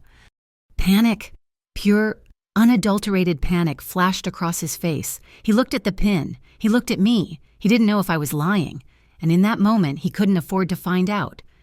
As if on cue, a phone began to ring from inside his tactical vest, a frantic, muffled sound. He fumbled for it, the gun wavering. He pulled it out, looked at the screen. "Aldridge," he growled. He put the phone to his ear. "What?" He listened, the color drained from his face, leaving a pasty, gray mask. "What do you mean, suspended?" He shrieked into the phone. "What do you mean?" No one is answering. The trap had closed. Bennett Aldridge, his political shield, was gone. The Bay District Marshals had frozen all activities of the Sanitation Alliance the moment our radio broadcast had ended. Aldridge was a loose end, a man with no one to call, no one to protect him. Mercer was alone. He screamed, a raw, guttural, animal sound of a trapped creature. He threw the phone against the far wall, where it shattered. He brought the gun up, his eyes no longer on Roman, but on me. He was going to end the source of all his problems. He never pulled the trigger. "Now, Ilya," Roman roared. The single yellow emergency bulb above us didn't just go out, it exploded. Every ancient humming electrical panel in the room erupted in a blinding, sizzling flash of white light. It was like the sun had detonated underground, a painful, overwhelming whiteout. Mercer screamed, his hands flying to his eyes, blinded. The gun clattered to the concrete floor. In the strobing, fading after images, shadows moved. Rook dropped from a catwalk, landing as silently as a panther. Marshals poured in from the tunnel we had just used, their weapons raised, their lights turning the room into a chaotic day. Before Mercer could even blink the spots from his vision, his arms were wrenched behind his back. The sharp, final click-click of handcuffs echoed in the chamber. It was over. No more shots, no more blood, a clean, beautiful, surgical end. The harsh white lights of the marshals' torches stabilized, cutting through the steam. Mercer was being dragged away, shouting, "You can't do this. I own this city." Paula was on the floor, sobbing, as a female marshal gently helped her to her feet. Roman just deflated. The adrenaline that had held him up, the pure will, it all evaporated. He sagged back against the wet, dripping brick wall, his legs giving out. He slid down until he was sitting on the cold floor, his head bowed, his breath coming in ragged, painful gasps. The makeshift tourniquet on his arm was soaked, a black pool forming at his side. I ran to him. I fell to my knees in the grime and the water, my hands fluttering over his chest, his face. Roman, look at me. Are you hit anywhere else? Talk to me." He lifted his head. His face was a pale, gray mask of exhaustion, beaded with sweat, but his eyes were clear, and they were on me. I grabbed his face between my hands, my own tears finally coming, hot and fast. "You're alive," I whispered. "You're okay." He put his good hand over mine, his grip weak, but it was there. He held my hand against his cheek. That old, suffocating knot of fear, the question that had lived inside me for so long, am I just the girl you have to protect? Am I the weakness it dissolved? It was gone. He had been the shield, but I had been the strategist. He had been the strength, but I had been the weapon. He closed his eyes, his head resting in my hands, and for the first time since I'd met him, he let himself be the one who was saved. I wasn't his protected. I was his partner. The fallout was immediate, and it was total. Bennett Aldridge's resignation hit the front page of the Dunhaven Post less than 48 hours after our broadcast. He didn't wait for the public hearing. He cited personal health reasons and vanished, his political career vaporized by a 2-hour radio show. Gray Sentinel was next. The federal fraud charges, built on the double trap Roman and Ilya had laid, were airtight. Mercer Vale was denied bail, his empire crumbling. With their CEO indicted and their municipal licenses exposed as expired and fraudulent, the city council revoked every last one of their contracts. The company was dismantled in less than a month, its assets seized. The Urban Sanitation Alliance, the small-time vector for so much corruption, simply ceased to exist. The name itself was toxic. City Hall, in a desperate scramble for public trust, announced its replacement, the Office of Community Standards, and in a move that made me smile. The mayor appointed Elena Sanchez, the sharp-eyed community lawyer from the radio show, as its first chair. The Civilian Oversight Board was made up entirely of the small business owners from Roman's White Alliance. I didn't go back to the Harbor Line. It reopened under new, nervous management, but it felt like a lifetime ago. My old uniform, the one I had laundered with such care, was a costume from a different life. I was no longer the girl who hid. I used the settlement money from the class action lawsuit, and after a long argument that I finally won, I accepted what Roman called an arm's-length investment from the Gable Lake Fund. I bought a small, beautiful, sun-drenched storefront on the corner of Ash and 3rd, a block away from the lake. We spent 2 months gutting it. We knocked out a wall, built floor-to-ceiling bookshelves, and installed a gleaming new espresso machine. I called it Harbor and Hearth. It was a cafe, and it was a bookstore. It was a safe place. I wrote the employee handbook myself. $15 an hour base pay, plus a fully pooled tip-out, full health and dental insurance. Even for part-time staff, paid sick leave, no questions asked. On the main wall, where a chain restaurant would hang meaningless art, I hung a massive framed map of Dunhaven's working-class neighborhoods. I called it Project Bloom. It was a vocational fund, paid for by 10% of the cafe's profits. To sponsor service industry workers, it paid for certifications, for trade school applications, for language classes. We weren't just serving coffee, we were offering a ladder. Roman was magnificent. He was learning a new kind of power. The man who had shielded me, who had commanded armies from the shadow, was learning to step back. He was learning to let me stand in the light. His name wasn't on the lease. He didn't sit in on my interviews. He didn't approve my menus. He watched me build something from the ground up, not with his strength, but with my values. He didn't cast his shadow over it. This, I knew, was harder for him than facing down Mercer. He was letting me have my own victory. 2 days before our grand opening, a letter arrived. It was handwritten on cheap, lined paper. The writing was shaky. It was from Gage. He had lost his shift lead position when the Harbor Line changed owners. He had been unemployed for a month. He said he had heard the broadcast. He said he was ashamed. He said he was sorry. And at the end, in a pathetic scrawl, he asked if I had any openings. He said he would do anything. Roman read the letter over my shoulder. His face was granite. He's weak. He's a liability. The old Nia would have torn up the letter, terrified of the confrontation. The new Nia picked up the phone. He came in the next day, his hat in his hands, his eyes on the floor. He looked smaller. "The only position I have," I said, my voice clear and even, "is dishwasher. It's 6 a.m. to 2 p.m., minimum wage, plus your share of the tip out. You will report to the line cook, who is 21 years old. You will take out the trash, you will mop the floors, and you will never, ever raise your voice to another member of my staff." He looked up, his eyes wide, full of a strange, desperate gratitude. He had expected rejection. He didn't expect a test. "Yes," he whispered, his voice cracking. "Yes, ma'am. Thank you." Roman watched me, his brow furrowed. "You trust him?" "No," I said, turning to file the application. "But respect has to start somewhere. And for him, it starts with humility. He can earn the rest." Opening night was a beautiful, terrifying, glorious chaos. The whole neighborhood showed up. The air was thick with the smell of fresh ground coffee, old paper, and baking bread. The sound was the most beautiful part. It was a low, happy roar of conversation, laughter, and the clatter of cups. No one was whispering. No one was afraid.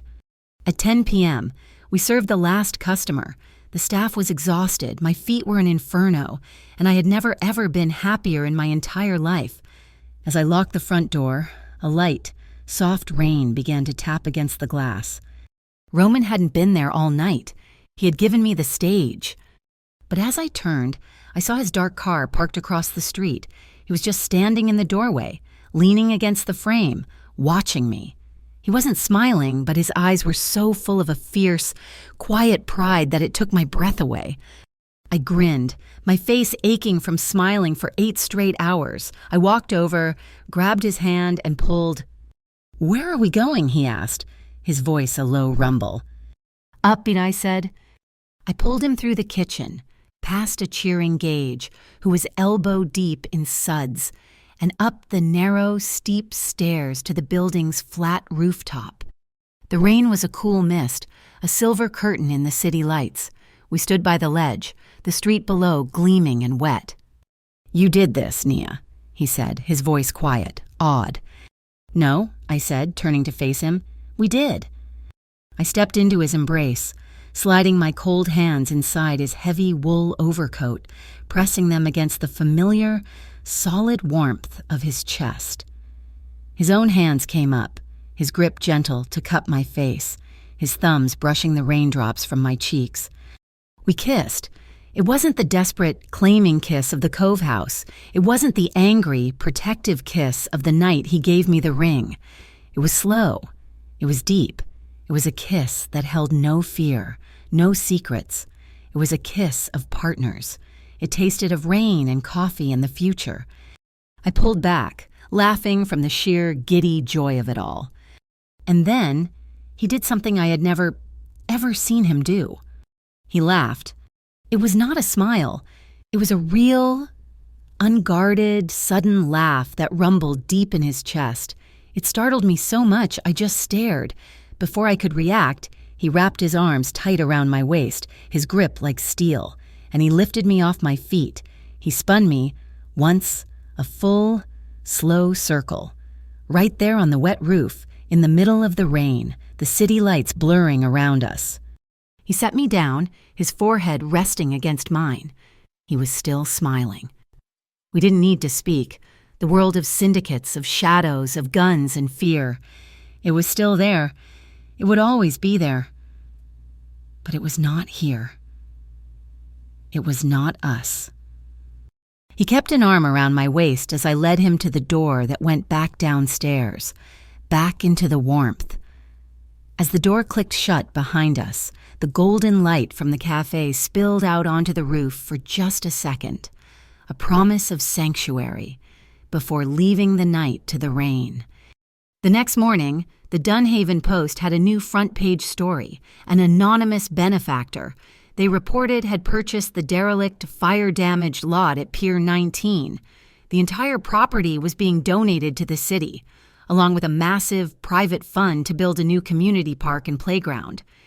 The anchor on the local news smiled at the camera.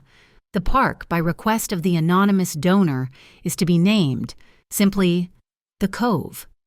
I smiled into my coffee cup. He was still fixing the broken parts of the city.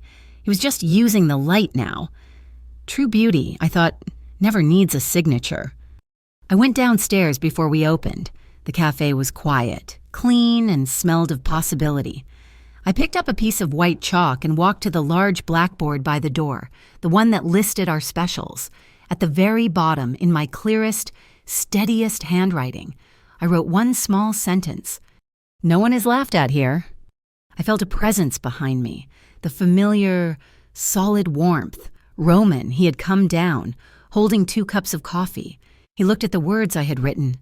He was silent for a long moment. Then, he set the cups down. He picked up a piece of blue chalk from the tray. Right beneath my sentence, he added another. His handwriting was sharp, precise, and certain. "And if they dare, know they are not alone." Thank you so much for listening to our story. Where in the world are you listening from? Let us know in the comments below. We would love to chat and share our thoughts with you. If you enjoyed this journey, please subscribe to our channel, Mafia Boss Stories, and give this video a like. And if you really want to support us, hit that hype button so this story can be heard by even more people.